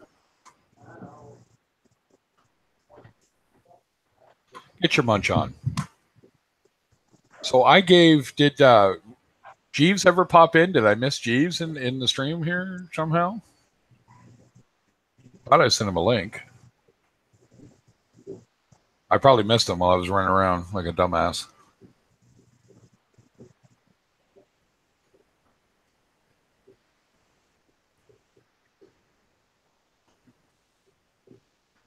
Maybe what I should do is a video where I get a little more in depth about using peroxide in the tank.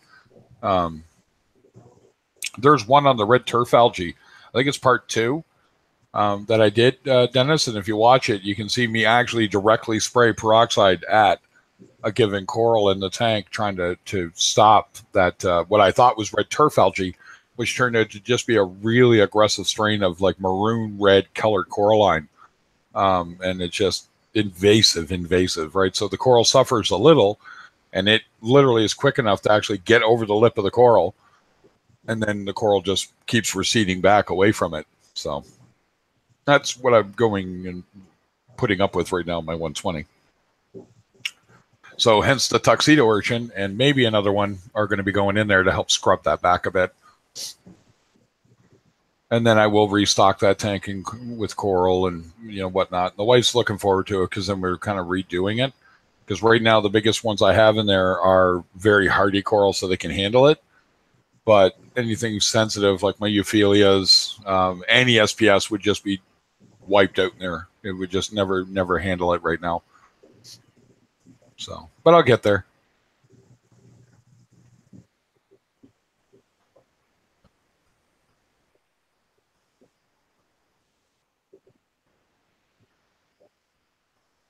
It's a great technique if you do it carefully. That's all I've got to say. Don't be stupid. If you think it's bad, it's probably bad. Don't do it. I've had 9. Right now I have 2.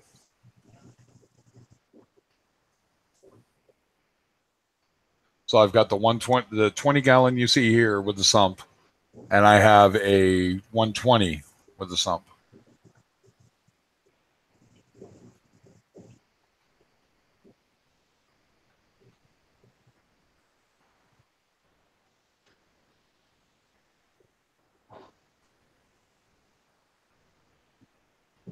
Yeah, it always starts that way, and it always starts too damn small.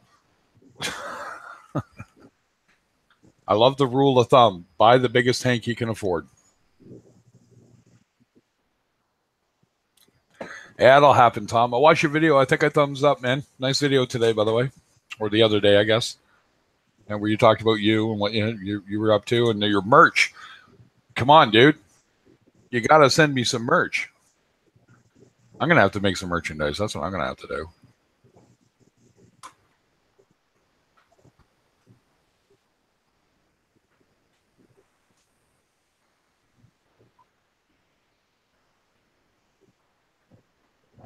Oh, yeah, cool.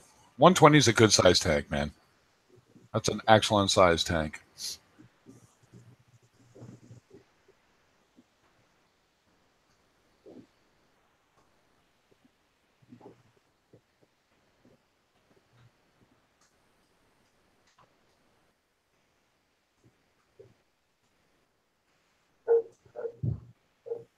There we go.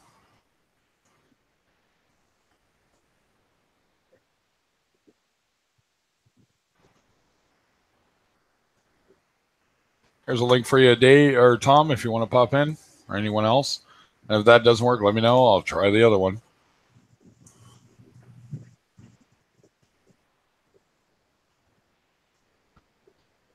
Going to be getting late in Sweden.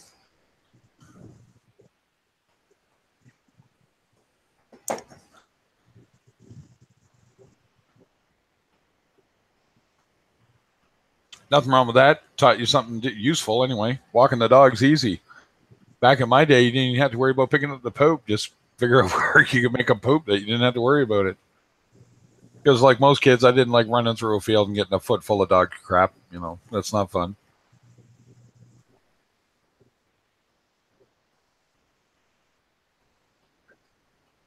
I remember when that was only important when it was inner city.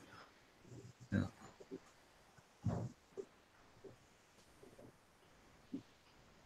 Actually got out of a fine, helped the guy get out of a fine, not me personally.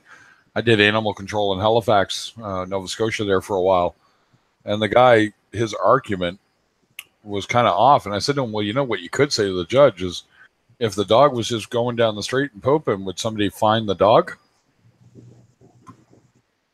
You know, the judge kind of chuckled and went, no, I guess he wouldn't, right? You know, they're going to go where they're going to go. He goes, but next time, please curb your dog. You know, we're doing it to keep the city clean. So, makes sense, I guess.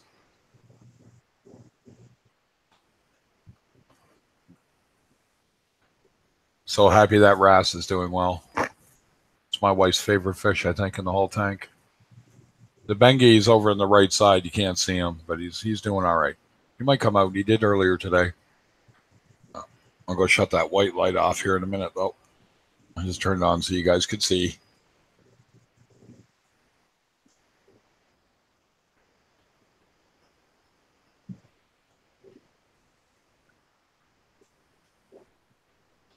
Yeah, it's all right. No, not at all, Ryan. Didn't miss a damn thing.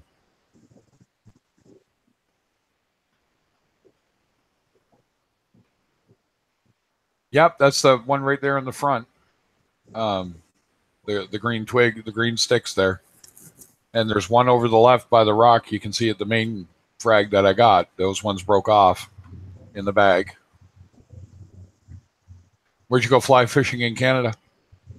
Miramichi River, or did you go out west? Where did you fly fish?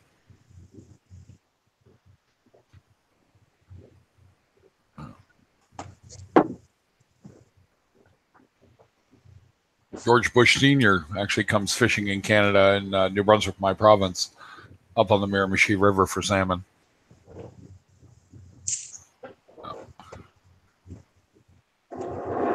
I doubt he's doing that now. He's not doing all that great, but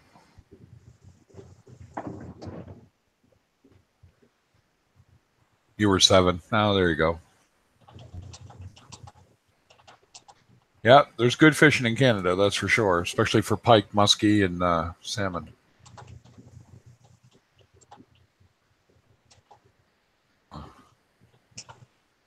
Oh, 100 years ago, was it?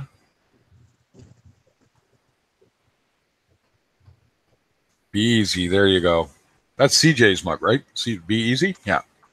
Yep. Yeah, there's a few that I want to get. I'm trying to, I have not come up with something. Yeah.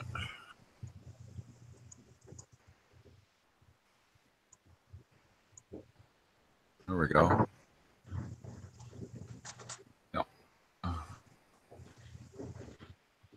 Yeah, we got one in Canada. I don't know if they have it. I never figured that out. Muskie, which is a large pike, 7 feet long. I think the record's 8 foot 1 inch, and 75 pounds or something like that. Insane, like you know. Yeah, we grown big, river monster big.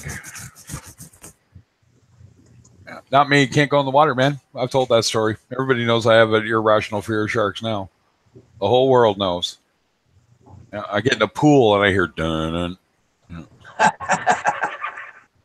You know, we laugh. It's true though. And the worst part is that was in '77. My mother took me to see Jaws 2. Scared the crap out of me. And then my dad let me watch Piranha on TV. You know, remember the fish swimming in the water? You know, and then they attack the kids at the camp.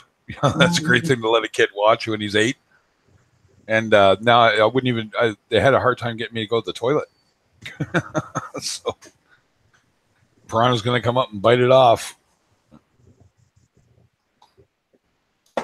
Yeah, bite me in the bum. But no, definitely, you know, there's a lot of good things like that going on. And, you know, and then you got the Bay of Fundy that I live on. Hey, guess what? Not far from where I am, about an hour and a half in a boat. One of the largest great whites ever recorded was swimming along right next to the boat. I would have left a brown trail behind me then.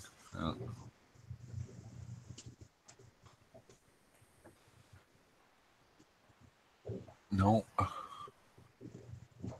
Hey, Craig, what kind of wrasse is that I'm seeing? That is a Lubbock's fairy wrasse. Okay. And they are great. They're a good sized fish for even your tank. They're fairly pleasant, but they are a jumper. Okay. Well, I have glass lids. I'm not worried. Exactly. Right. Well, you know, my filamentous wrasse proved that all it takes is a second. That's all it took. Oh, now we're... Yeah, well, yeah. I'd have to probably watch it when I'm feeding or cleaning them. Exactly. That's all, you know, I goofed. I thought I heard something, but, you know.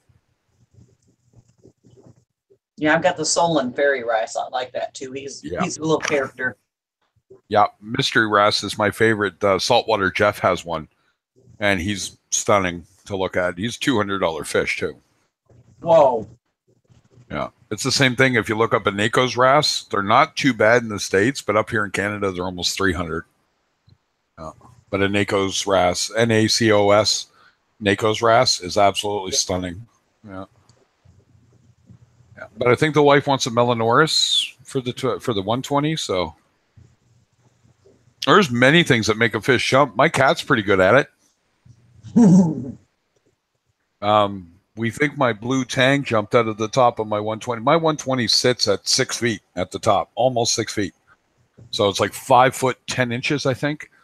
And what we think happened was the cat was sitting on a table that I had put to work on the tank, and he was watching the fish, and he loves to jump at the big fat fox face I have. And when he jumped at the tank, we saw it happen. Not when the tang jumped, but we saw what happens. And he bolts the fish, and everyone bolts. And if the blue tang, who was kind of hanging out the top as of late at that point, he leapt out of the tank, and the fall killed him. Right, I caught it maybe within 20 minutes. I came out and he was still wet, but he wasn't breathing. And I put him in the net and tried. No, he wasn't coming back. So the impact killed him. So I have a new Spock in my tank. He's only a little guy, but he's nice and calm. You go watch my videos, you can see the powder brown we bought at the same time. We turned into a royal pain in the ass. That still breaks my heart. He was such a pretty fish, but he was such a dick.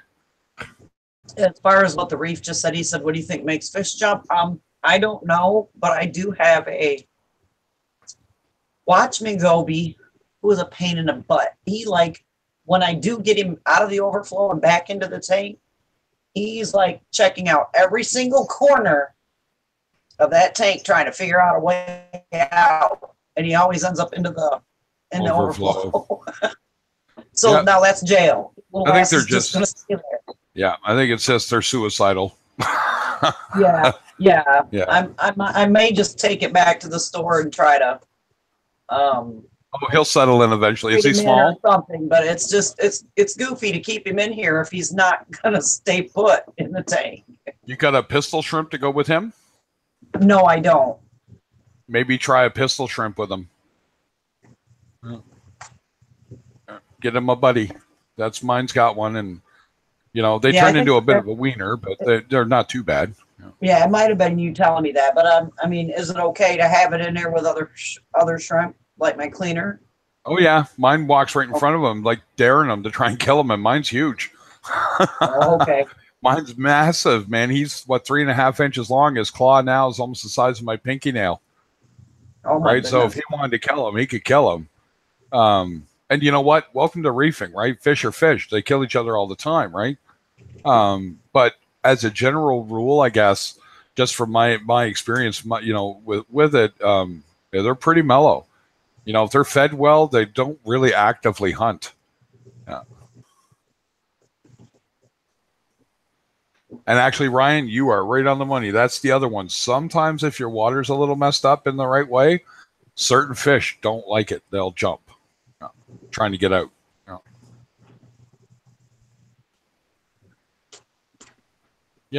Yeah, there's many reasons. I think there's too many to list. I've seen lights come on and cause a guy's fish to jump. Mm. You know what I mean? It's fear mixed with everything, right? Oh, there's the Bengay guys. So 30 seconds for everybody else. Believe the belly on that lawnmower Blenny. Ain't that something? We named him Casper. I should have named him Fat Ass. He's friggin' huge, man.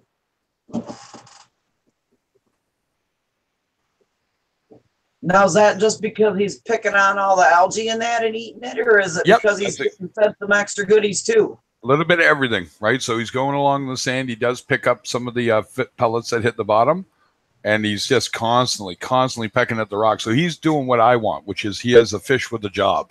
So he's in there doing that for me all the time, right? And he doesn't care about the peroxide treated stuff. And I kind of freaked, I guess. There you go, Dennis. I did freak out at first thinking, geez, I've treated that. Is it bad for him? And you could think of that as empty calories for him. It's not going to hurt him, but it's got nothing for him. So, you know.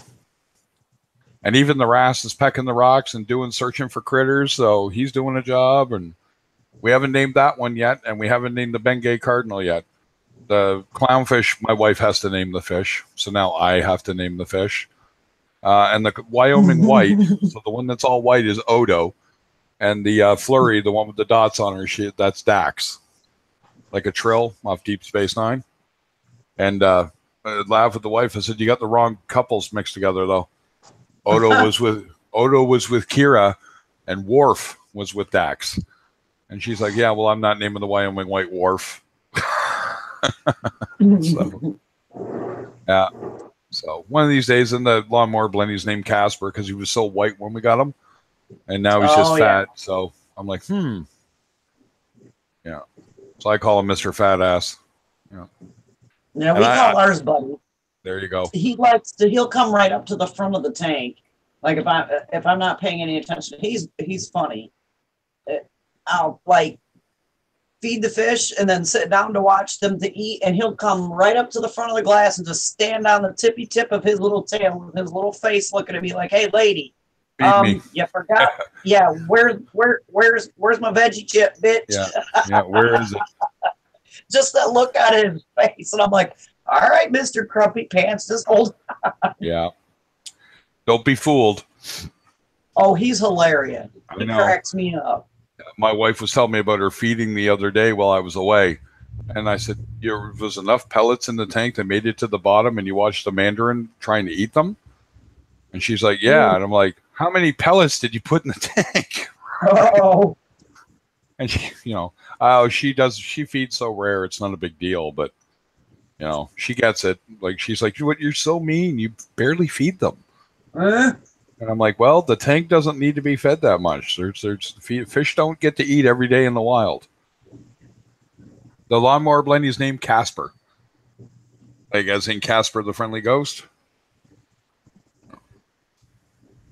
yeah, I think I know what you're talking about, being all white, because when I first brought mine home, he seemed to do that too. Like, he lost all his color in quarantine. Yep. For the first week or so, and then he colored back up. So yeah, and now he kind of does it on and off, almost like a chameleon. Yep. That's weird. Like, he'll get up on the rocks and look darker, but when he's in the sand, he looks lighter. Andy Rooney. I love it. You know what I hate?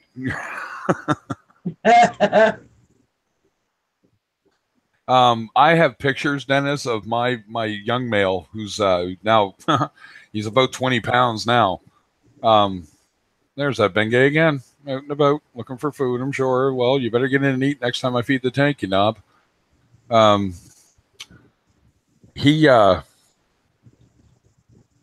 have pictures of him on top of the tank.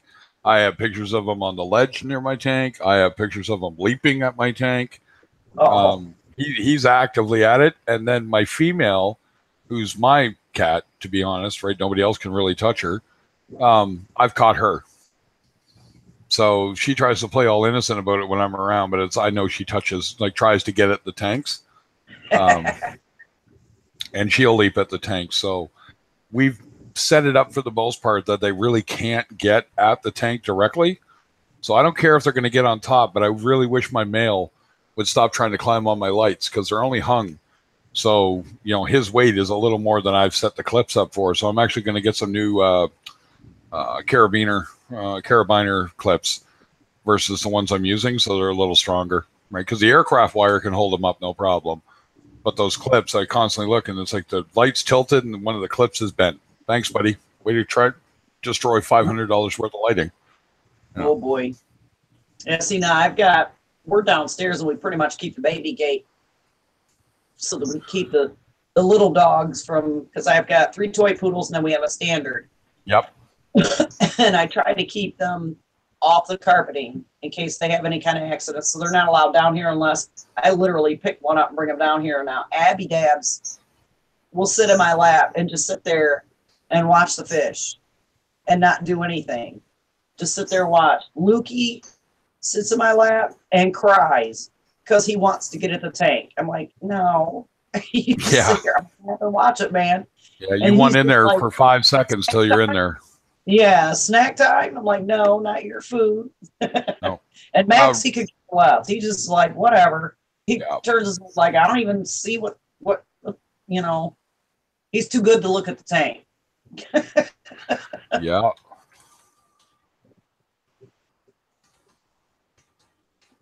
And Coda Bear, he's got run of the house, but he knows already not to stick his nose on that tank.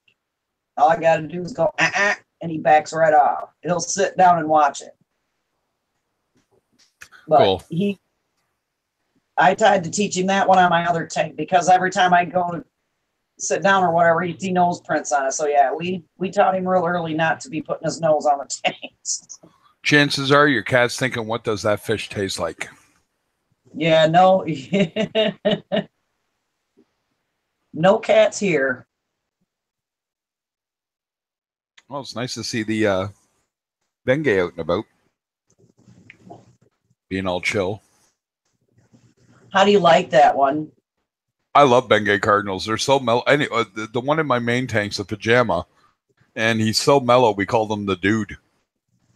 Yeah, is it from the Big Lebowski? Chill, man. Dude, who are you? I'm 2 baby pajama Cardinals, and they're very chill fish.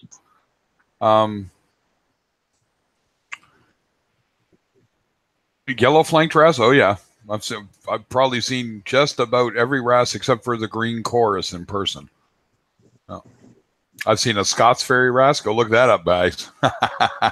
You want an expensive fish? Have we ever fed our reef tuna out of the can? No. it's cooked, I think, for one. You wouldn't Yeah. want to be putting cooked food in there. Yeah, the prepared food is bad for the tank. Yeah. I've fed raw shrimp, like uncooked shrimp, diced up. I've fed krill shrimp, uncooked krill. That's about it. I made my own homemade food. I made it out of uncooked squid, clam, oyster, abalone, and a little bit of perch that I purchased and all that, and I just blended it up in a blender and froze it. You know, kind of like a reef frenzy, and Mhm. it's not as good as a reef frenzy. The reaction's not as visceral, but I will tell you this: if you have access to buying reef frenzy, buy reef frenzy and throw that in your tank and watch your fish. I guarantee you will see the most active feeding response you've ever seen without garlic. They do not do that. Garlic is actually bad for fish. It messes up their liver, Aw. right? So it's long term, but that's what you got to think of. Some of these fish, like those clowns, I could have those clowns. Well, if I live that long, 20 years. So I You take know. it the omega marine flakes that I'm feeding that has garlic in it should probably not be given to them. No, it's okay in the. I guess in dried food, it's not quite as severe. Okay. But you know, like when you buy, they tell you to buy Garlic Guard from I think Seachem makes it, right? And Yeah. it's basically garlic, by the way. Just so you know, it's just garlic. So if you buy Mhm. garlic, you know, the minced garlic and take the liquid, it's the Mhm. exact same thing. Right? Yeah. So, but the thing is that it damages their liver. Apparently, studies have shown.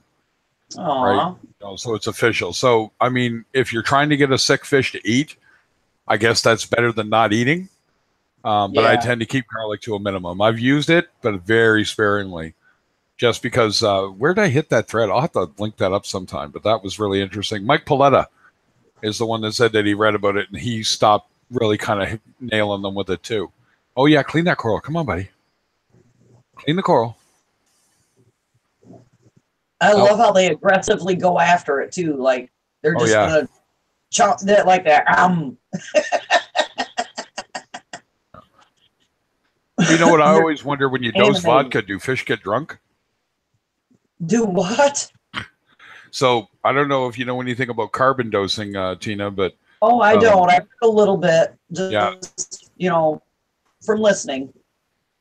so there's carbon dosing can be no pox. You probably heard that one, Yeah. which is ethanol. It's alcohol, Yeah. by the way, with some other stuff in it. There's vodka dosing, sugar dosing. There's the bio pellets, of course, right? Now I always laughed. I said vodka dosing. So if you dose vodka, do the fish get drunk? Oh, and vinegar. That was the other one. And I've tried vinegar. They'd be running into the walls. Yeah, exactly. All of a sudden you just see them boink, boink. They look like the fish on The Simpsons at the Duff Brewery. Yeah, just constant haze. Oh right? goodness, they're just all of a sudden be swimming all cockeyed and stuff and just flop over on their side. You're Yeah. like, dude, really? Or watch them throw up, you know, over in the corner, you know. Hey, this rock won't flush, you know. Yeah. Yeah, nothing wrong with bio pellets. As long as the quality of them is good. Apparently, there's something they call what do they call it? Starts with an M, but mum. They're calling it mung, which is really funny. But it's that almost like a layer of opaque crap at the bottom of your tank that you have to end up siphoning out because the bio pellets are impure. Which tells me that you're also not running it directly into your skimmer, which is what you're supposed to do. But anyway. Who am I to judge? Right? But you know, it's one of those things. Like I thought about it, really thought about it. Especially Joey from King of DIY showed how to make a bio pellet reactor. You know, on the cheap, and I thought about it, and I thought, well, I'd have to modify it because I wouldn't just run it and let it run into my tank because of the fact that you can get that mull. I think it's mull. They call it mulm, MULM actually. Yeah, mom. Yeah. Yeah, mulm, and it's just a layer of opaque crap at the bottom of your tank, which you know is going to suffocate stuff. It has to. Anything that can sit in the water heavier than the water is going to be problematic, right? Yeah. You would think. Now that's the one that he used. Oh, hey, Didn't he John. Sorry. Didn't Yeah, we do a few of them with like the little water bottle? I think Yep. that was yeah. Yep. So he got the Rio 80 and he attached it to a water bottle with a piece of the I forget what they call that plastic mesh netting that you use for doing cross stitch. I think it is. Cross stitch fabric. There you go. Right, and it's that plastic, and he used that, and then it all seemed great. And then I'm like, but how do you get the top part out into the skimmer? You know what I mean? And I actually asked him, he goes, well, I never thought about it. And I said, well, what about Malm? And he didn't know what it was. Right. And I said, I said, you got to watch Malev's Reef. He actually talks about it and, talks about why he uses the biopellets he uses because it doesn't happen as often, even though he runs directly into a skimmer. So. Mm-hmm. So it must be like some sort of is that like a biolog or some sort of like film that's on the bio balls? Yeah. So those pellets, when they break down, they're a form of carbon dosing, right? Yeah. And what they do is they release that bacteria. They're a form of bioplastic, is what they are. Okay. And what they do is they feed on the bad stuff that causes high nitrates, and you got to be careful with it because you can actually zero it out, right? So, hey, Jeeves. What's going on? Not much, man. So, sorry, John. I'm not trying to pilfer people. I was probably here first. I've been on a little while tonight, so. But yeah, it's biopellets. Any of that stuff really works. And again, I always tell people, be patient and go slow. If you're going to dose vinegar, there's a chart that will tell you how to dose vinegar for the size of your tank. I think when I started my 120, when I did do it, and I only did it for a short time because I ended up with a cyano outbreak, which I had never had. So I slowed down and got rid of the cyano and then did no pox. And no pox I ran right up until whatever happened in my tank. I call it the event where that maroon algae exploded. That maroon coralline algae is red. Let's call it red. And the aggressive stuff at that. So, it's the tank's starting to balance out again and all the equipment's working again. So now it's like, okay, so I'm going to start probably dosing no pox again.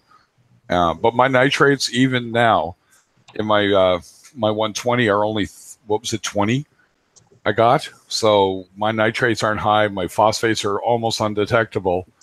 And there the blues went out. There you go. So look at that, Dennis. You can see how white that algae is on the right, eh? Oh, I just went Canadian there. Yeah.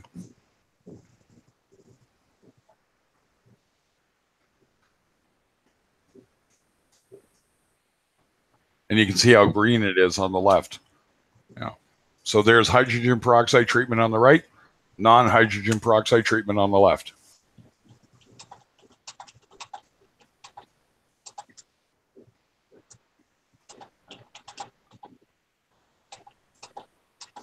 Ryan, I'm going to guess nothing. The left is what you've hit with hydrogen peroxide, or the right is? The right side is what I hit with hydrogen peroxide, and the left isn't. And the left is actually, if you look, turning brown. But you know what really is funny is how many people would see those bubbles and go, oh, that's dinoflagettes. No, it's not. No. Just what it is. So I'm going to go kill my lights here, guys. Give me a sec. I'll be right back. Oh, look at the colors on that RAS, though. There you go.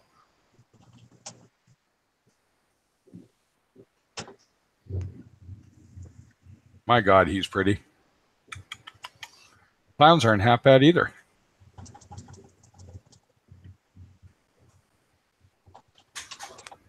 Two seconds.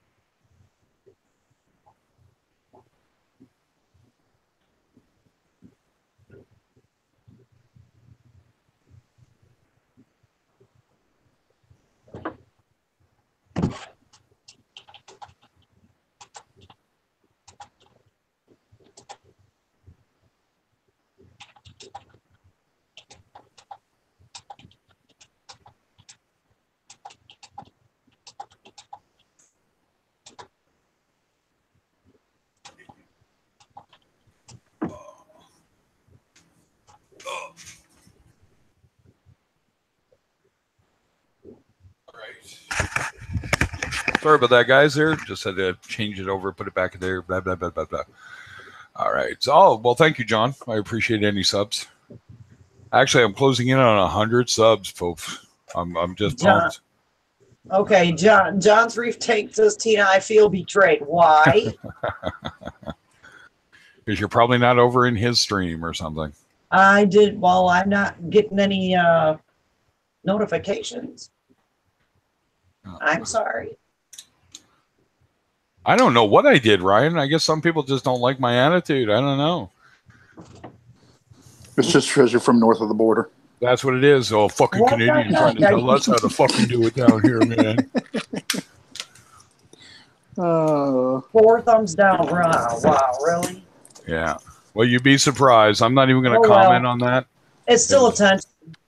I had a comment that I had to delete, and I thought it was funny. It was my first negative comment, and it wasn't that it was about what I was doing. It was about they thought I was doing it against someone.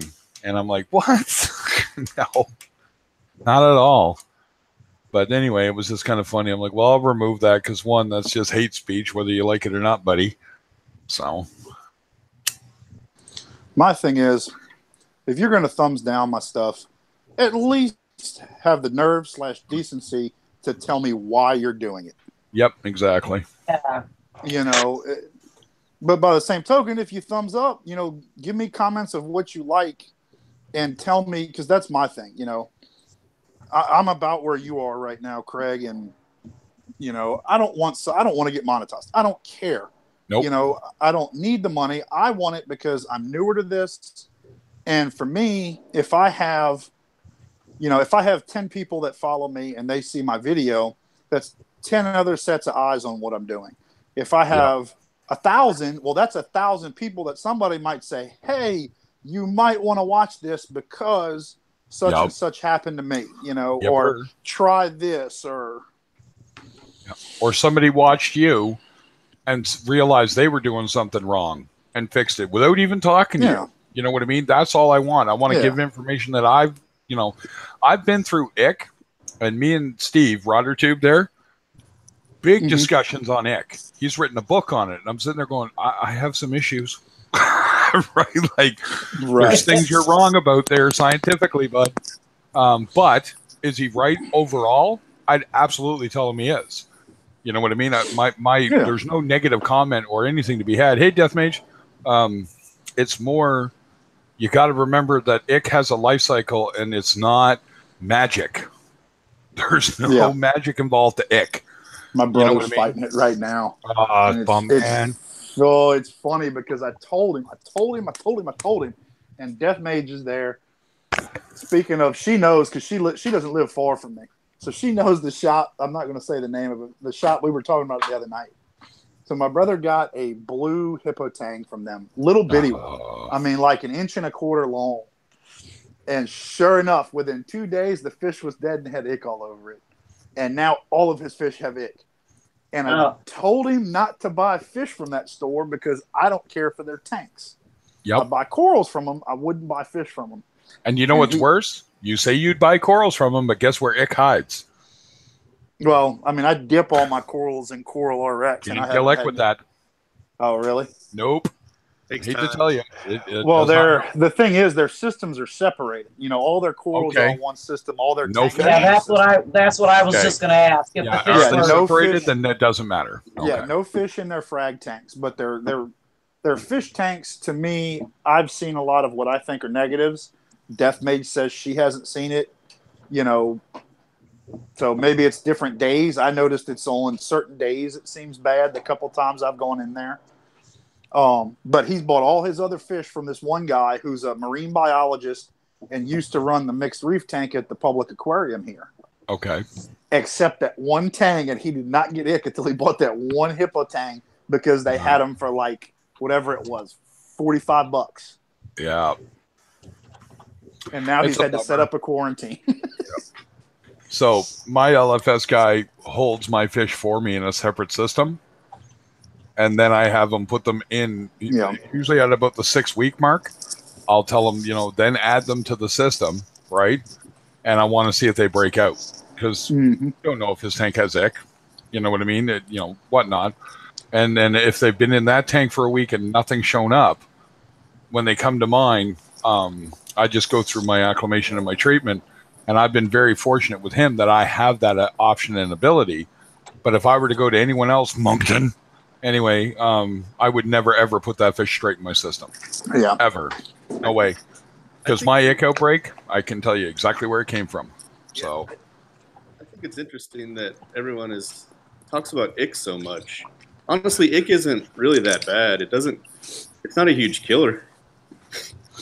You've obviously never seen it. Seems like it is with those hippo tanks. No, guys. If you're getting stuff that outbreaks real fast and kills your fish, it is not ick. It's probably velvet. Yeah, that's the thing. There's no way for us to know unless you put it under a microscope. Well, right? You can tell by the symptoms. You can tell, like, ick doesn't kill fish, man. You can treat it. You can get rid of it. Not that big of a deal if you know what you're doing. Velvet just takes them out. Done. You're done. I went through that. Yeah. You might have 1 or 2 fish live, and if that's what's happening, guys, it's not ick. I'm telling you. Yeah.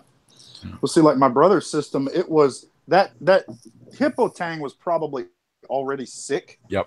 And he didn't notice it, but he put it in his tank, and whatever. It might have been 2 days later. He said, "Oh, he sent me a picture. Does this look like ick to you?" I've never had it. I said, "Yeah, from all the pictures I've seen, it does, but I don't know." All right, I'm gonna get the fish out of there. He couldn't find it. The next day, he found it floating. Yeah, but it's an inch and a quarter. It's probably not ick. Well, it's an inch and a quarter hippo tank. So and they got like 100 of them. So, they're bulk shipping in, baby hippo tangs, or juvenile, whatever you want to call them. And then now all of his fish have. This is a couple weeks later, have white spot, little white pinhead spots all over them. Yeah, if they have if they're completely covered, chances are it's velvet. Yeah, no, it's not completely covered. It's just, they'll have, I don't know, 5 or 6 on one side, and here's another really good way to tell. You're absolutely right. You cannot tell without actually looking at it up close with magnification of some kind. But there's some ways you can tell the difference. If the fish has a few spots that look like ick, and then within like 2 or 3 days, it has a ton of spots. Mm-hmm. It's velvet. Yeah. If it has a few spots, they go away, and it gets a few more spots in like a week. They go away, and it gets maybe double that amount of spots in another week, and the fish isn't dying. That's it. Yeah. Okay. Okay. Now my I guess deal with velvet. My experience with velvet. I didn't see any spots when it came to it, but then again, I was just new into the saltwater hobby, so I really didn't know a whole bunch about the different diseases except for ick. It took, the only thing that I really saw was like on my tang, I saw like it lose its color. Yeah. But like the night they all started dropping off like flies and dying, I didn't see any spots. They just looked like they'd lost their color, and then the day they died, the very next day when I tried to get them out into a hospital tank, they got fuzzy. But I think that was after I started treating. Yeah, most of the time it's just velvet. It's just too late to do anything.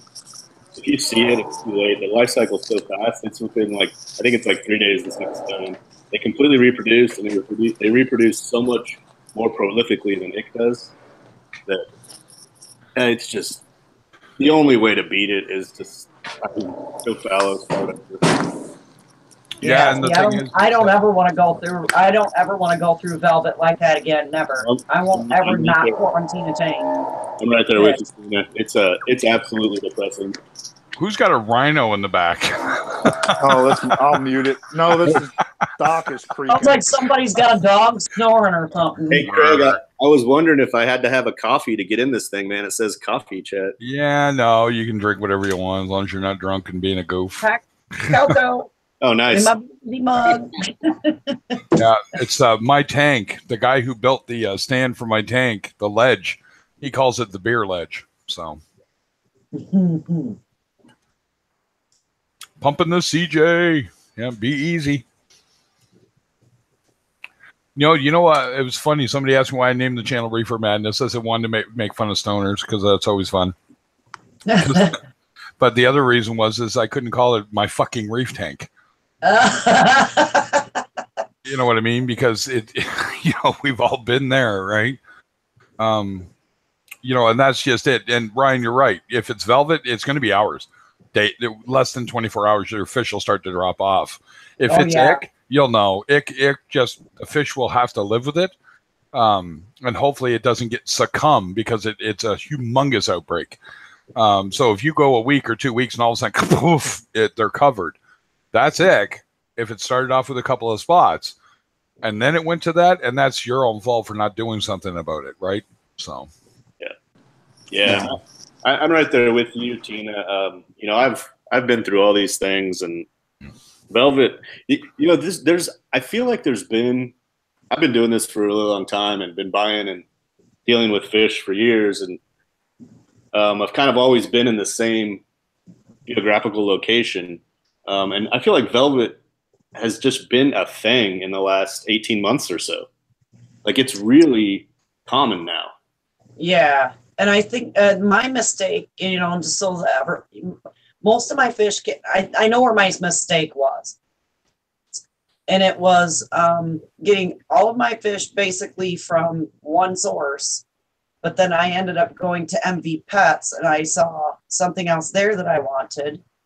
And I didn't realize until they had gotten home that they were an end in the tank, that there was something wrong with them. And within 3 days, everybody started dying off. And sorry to hear that. So, sucks. Like I said, I won't ever do that again. I mean, I tore everything down, bleached everything, threw the rock out, threw out the sand, started all over again, and I won't do that again. Well, you could have had Mr. Saltwater Tank's issue and had a what do you have, 420-gallon tank and have a velvet outbreak. Yeah, there was no way. I mean, losing 13 fish as it was that was, somebody said on there, it was very depressing. Yeah, I don't think I even got out of bed for 3 days because it was my fault.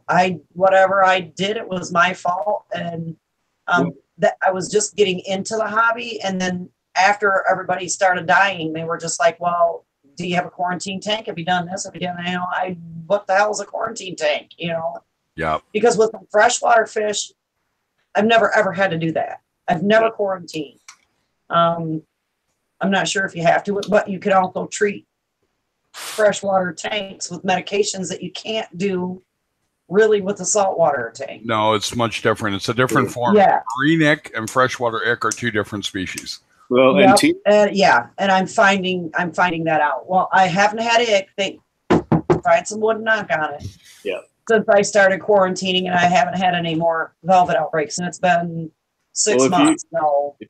If you stick to it and you're vigilant and you don't you follow your own rules, you won't get it because you're taking care of it before it gets into your tank.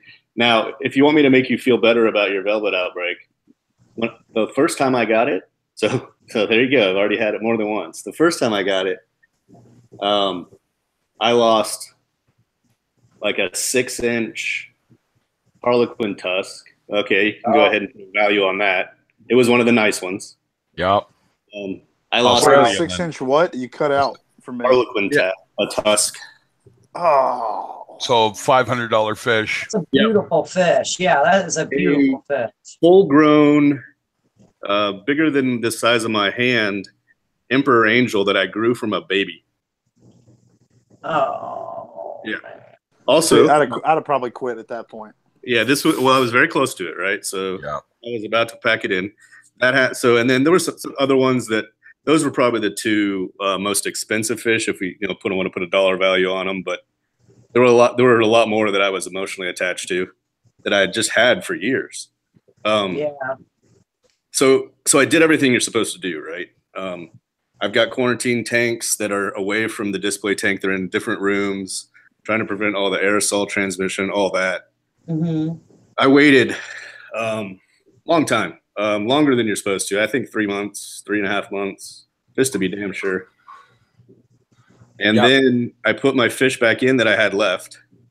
And I had bought some new ones and QT'd them separately and got them ready as the timing would be right. Yeah. And I got velvet again after I put them back in. How in the heck did that happen? I don't know. With their life cycle, I mean, they can't live without fish. I think that as I was treating something through the quarantine tanks, at one point during the middle of the life cycle, or at one point when I bought some new fish to kind of get ready at the same time, I may have stuck my hand in my other tank without fully letting it dry for 30, 45 minutes. Cross-contamination. So, yeah. Don't feel too bad. No. Uh-oh. You know what? And here's the thing. There are so many things in this hobby that can take you out of the hobby. The other thing is, Tina, I like to think that I know what I'm doing. And I just got don't we all? Hey, Ryan, do you watch comedians and stuff? What's that? You like to watch comedians or listen to comedians? Yeah, I do for sure. Here's your sign. Yeah, now see, and I've learned so much, and I still don't know so much. You know, I'm like kind of like, what? There's things that I do know, and then there's things I still don't know. But you know, it's all a learning experience. Yeah. Well, it's a good. This has been like the most amazing way for I feel like for people to soak up knowledge. This is awesome. Yeah. I mean, I have nobody around here really that I can talk to.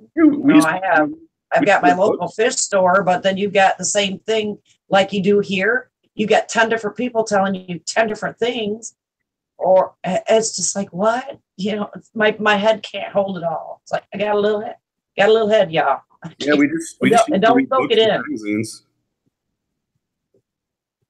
But, you know, to try to make sure that I don't get ick or to make sure I don't get velvet, that much I'm pretty set on. I'm not doing it again. So yeah. What would y'all think of running a hang-on back on a quarantine tank? Oh, I do it. That's all I ever do. I have a a hang-on back on my quarantine tank. Yeah. Okay. The local reform, they got a guy that's selling a 20 high for $10, a Aqua Clear 70 for $10.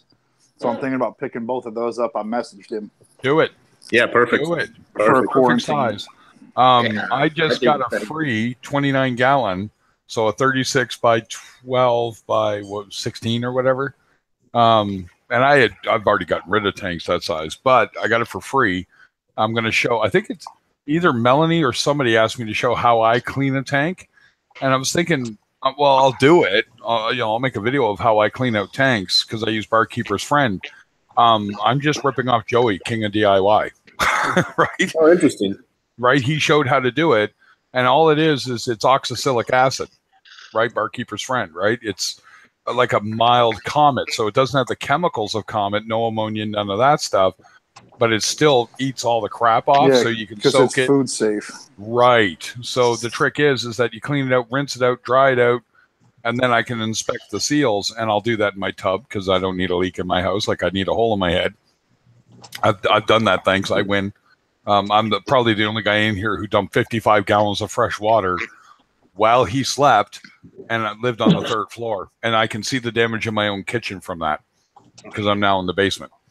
So I played dumb. Wasn't me. Yeah, now my quarantine system is a 30, it'd be 29 long, 30. It's basically 30 gallons. And I have a Aqua Clear 110 hanging on the back of it. Oh, it's a little overkill, but that works. Good. Yeah. I think five, and I wasn't just going to throw it away. So there you go. So I'm giving my Aqua Clear 70 that I have to Lisa. And Lisa, your refractometer is now sitting out on the table ready to be packed up, and it's already calibrated. So that'll be coming to you brand new. Yeah. Jeeves, just to give you some perspective also, I run 20 longs for quarantine. I feel like, and I like it because I can set them up on a bench. I can either do them, if I have like a bunch of stuff I'm trying to quarantine, I can do them like long wise. Or if I only have like 2 I want to set up, I can do them horizontal end to end. And then Yeah. I just put on the hang on the back filter on there, the little one, that's the one that fits on there. And then I also run a sponge filter. Sometimes I just run the sponge filter without the hang on the back. But some things to keep in mind when you're going through that stuff, right? Like Craig already mentioned it. When you're using copper, start off slow and ramp it up to the therapeutic dosage. Yep. I'm very familiar with cupramine. I use Seachem cupramine. Yeah, and then with any antibiotics, things like that, over oxygenate. So Yeah, I don't think I haven't had to use any kind of antibiotics yet. Yep. So I am thinking though, you know, like somebody just made a comment in there about, and I've heard Rico talk about this too. We always talk about quarantining our fish, but we never talk about quarantining our snails, our crust, you know, any other things, and including our corals, and that it can come in on that stuff. I can talk about it. I do. Yeah, see, and that's what I was just thinking, that maybe I should go with this $1 per gallon sale that they've got going on right now and go and buy me a couple more. One for corals, one for the invertebrates and stuff like that, or one to have on hand for invertebrates. One thing that I've heard people kind of mistakenly tell people is, so you're exactly right. I've got a 20 long for a coral quarantine tank. I've got an Ocean Revive over it, and whenever I want to buy a coral, I just buy a coral and I stick it in there. Mm-hmm. I just keep very diligent notes and keep track of when I put that coral in there, and there are no fish in there. If there are fish in there, it's pointless. Yeah. But you do not have, the only thing you're trying to do is let that any potential cyst of ick or velvet or anything hatch, and then not find anything to host on. You got it. And then die. Yeah. So my question is, when it comes to that, when it comes to having a quarantine tank specifically for these types of animals, do you put live rock in there so that I have live rock in a sump? Yeah. No. Okay. You got to remember the life cycle, the max hibernation period, from what I've been told, and what I've read up. You got to look at it this way: you don't have to necessarily do 90 days.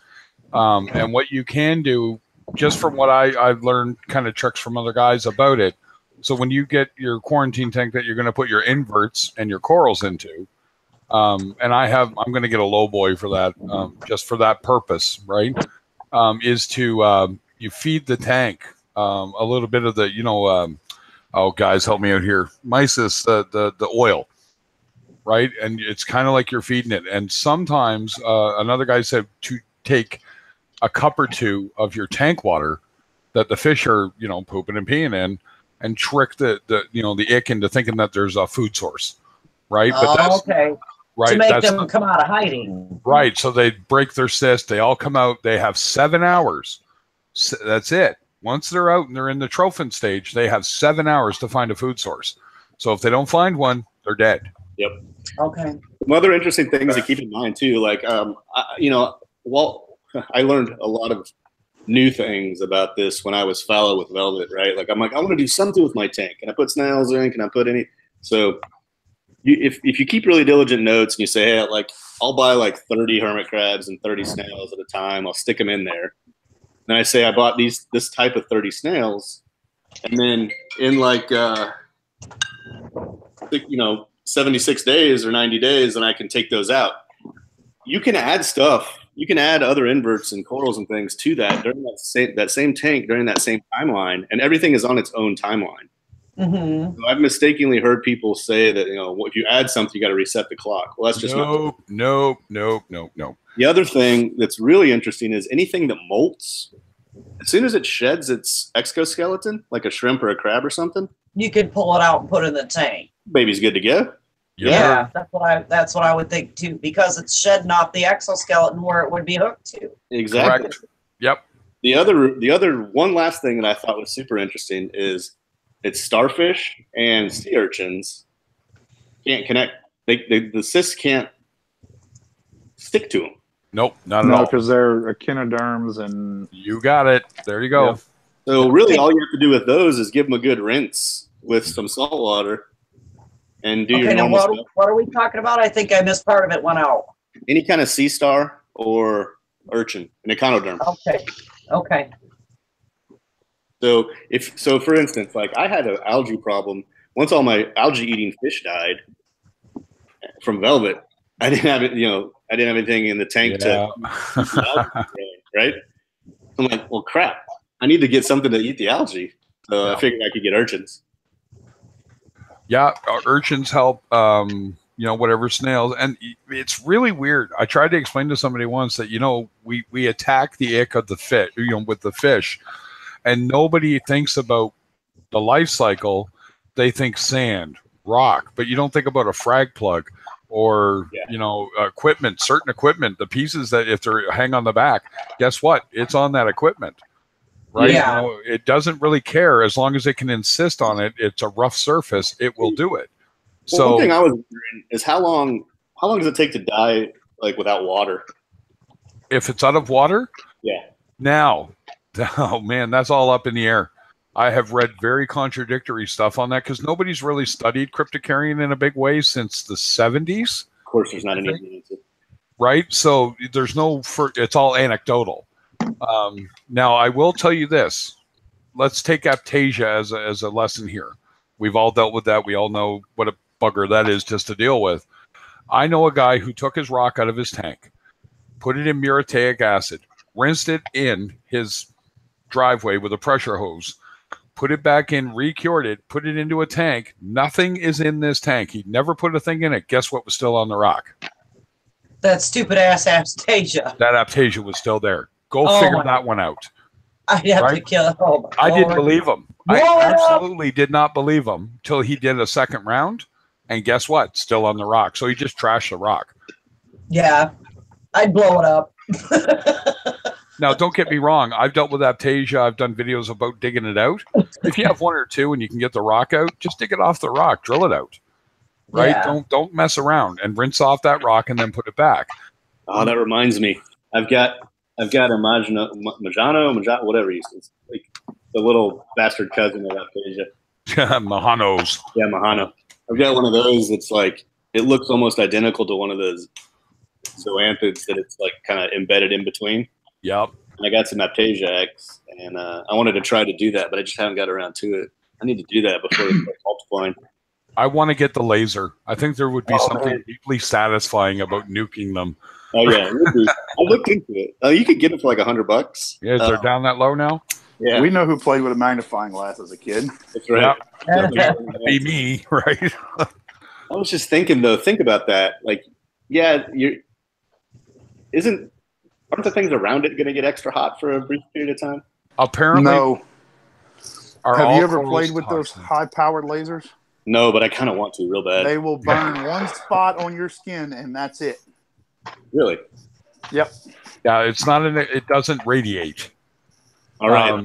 But Let's what do the main point of the laser isn't so much that you're killing it; you're making it retreat, and it's a photosynthetic thing as well, right? It's an anemone, a glass anemone, right? So what you're actually doing is keeping it from getting any light at all, and you're burning it to a degree. You're also damaging it, right? I gotta think So- you're burning it, man. I've seen these things light matches on fire and stuff. Oh yeah, it does burn it, but it's because it's going through the water. It does weaken it to a degree. Oh, I'm gonna cough here. Just Let's get one and we can ship it around and play with yeah. it. I'm thinking that'd be a really good idea. Let's mess with it because he's got one. Malev, if you watch his video on it, Oh, really? He's not that Yeah. far from me. yeah, Yeah, I watched that where he was in there zapping them, He has putting a on his little orange safety glasses. oh yeah, no, you don't even have to worry about gloves. Eye protection. You got to wear eye protection when you're messing around with a laser. See, I just did the peppermint I look at it sugar this way, for the Lisa. If you're Aptasia. dumb enough to shoot a laser at your own hand, you probably deserve the burn. Lisa has a good question. Are all corals toxic? No, I kind of answered that, but I guess no. And even zoas, not all zoas are have palytoxin. You will have the odd. See, it's not what I was told, but then they're again, different information. Well, tell you what, I wish I still had the video footage. I lost it, but Spock, the Tang who jumped, my original blue Tang, he ate Zoas. So if they were so toxic, he'd be a dead man. Yeah. He's down there zooming around. How you doing tonight, John? Sorry we Sorry. crippled your stream. Oh, you're good. I'm eating now. Yeah. I haven't ate since I got home. Ooh, eat up. There's what else is another one that's Naphthea palau, which is a type of green finger leather, very green, neon greenish. I know can be toxic, and actually all soft coral have the ability to shed their skin, and that can be toxic. Oh, great. Most mushrooms are too. Yep, there you go. Oh, Well, great. And the thing about that is also it depends on like the person too. Yep. Because I know like my local fish store, him and his girlfriend, they sit there and they frag Zoas and Pallies, no gloves, no protection, with cuts on their fingers, and it does not even bother them. You know what the worst part is for them? It's not going to be if, it's going to be when. Oh, Yeah. I know. Yeah. I would never do that. No way. Yeah. I know. I do it without gloves to a Zoe that I know is a Zoe. Pallies, I don't screw around with Pallies. I know exactly what they're up to. I can see the slime. You can see it, right? So I always wear gloves, and I cover my mouth and I cover my eyes. Because if one of them goes squirt and I get it and I'm diabetic, chances are it's going to be bad for me. Yeah. Right? So See, I always wear gloves because the hands on my the skin on my hands are destroyed from wearing nitrile gloves so long from work. Took me a long time to figure out I'm allergic to nitrile gloves. I have to wear PVC gloves. I'm the And opposite. so my skin is dry, but that's because the outer layers of my skin are destroyed from. Basically, it's like it would break out like poison ivy, little watery blisters Yep. all over my hands. Damn. And at first, I thought it was a chemical until 1 week they ran out of the gloves for us. So I didn't have the gloves, and I would Okay. break out. I worked 7 and 7. I'd break out like 2 or 3 days into my hitch. It'd start clearing up my second or third day home. Went to a dermatologist, ran tests, couldn't figure anything out. He said, it's probably a chemical you're working with. So I religiously wore gloves and wore lotion, and till the week that we didn't have gloves because they were out, I never broke out again. So I, went back to him and asked him about it. He said, take one of the gloves, cut the little tip of the finger off, take that sticky medical tape, like athletic wrap. Yep. He said, put it on the inside of your elbow and wrap it there and leave it there for a couple of days. And sure enough, I started breaking out. Wow. See, I got a problem with latex. So the nitrile gloves I can use, but I got to watch out for the other non-powdered latex gloves because I just, try getting a catheter put in, guys, and they didn't read your chart. Oh, man. That was an uncomfortable experience, Yep. let me tell you. Yeah, that happened with my father-in-law, Craig, when he had his stroke and his prostate and everything swelled up. They came in and they found out the hard way. He had to have a Foley catheter 24/7 for like 6 years. For the first month, everything went okay, and then all of a sudden, everything downtown swelled up like a basketball. Yeah. And they found out that he was allergic to the latex. Well, they were wondering why I was screaming I had to pee, and they were checking me with the sonogram, right? And your bladder's empty, right? And it's like, yeah, but I have anesthetic euphoria. So when I come out of anesthesia, Craig turns into Hulk smash, Oh yeah, me too. right? And they didn't read my chart at all when they were doing my emergency surgery. So the nice, clean, everything they did, I ripped open. I actually almost apparently spilled my guts out on the table. Ooh. So wow. I was really upset at them because, well, it's on my chart. Well, we didn't think it was that bad. Well, it says anesthetic euphoria. Why didn't you tie me down? Thank you. I ended up with one of my first foot surgery that I had to have. My husband, my poor husband, ended up with a black eye, Yeah. and I didn't even know it happened. So the next time I woke up from surgery, I was tied. There you go. All right, You guys. seen the video of the kid with the tongue? Yeah, yeah. I like that one. My tongue. It's gone. Yeah, it's gone. Yeah. All right, guys. My wife has cooked me supper. I'm going to leave it up. If you guys wanted me to leave it up, I'll leave it up, and I'll probably drop back in a little later, and whatever. Or I can shut her down, and John can run one up, and I'll pop into that if I get back on. It's up to you guys. Whatever you guys want to do. Don't I'll matter leave to that me. one up to John. I'll hang out anywhere. There you go. What do you want to do, John? Do you want to run your own and get some view time, or you just want to hang out in this one? Yeah, I can run my own. There you go. So, folks, I love yous all for coming. I love the thumbs up. I even love the thumbs down. There will always be trolls. Yeah, Yeah. nothing you can do about that. So, thanks for coming. I'll if I jump back on, I'll jump into John's. If not, I'll see you guys tomorrow. And I got videos to make too. Here, I've been lazy. I got all kinds of footage I got to splice together. So, All right, let it, Craig. all right, later, folks. It has started.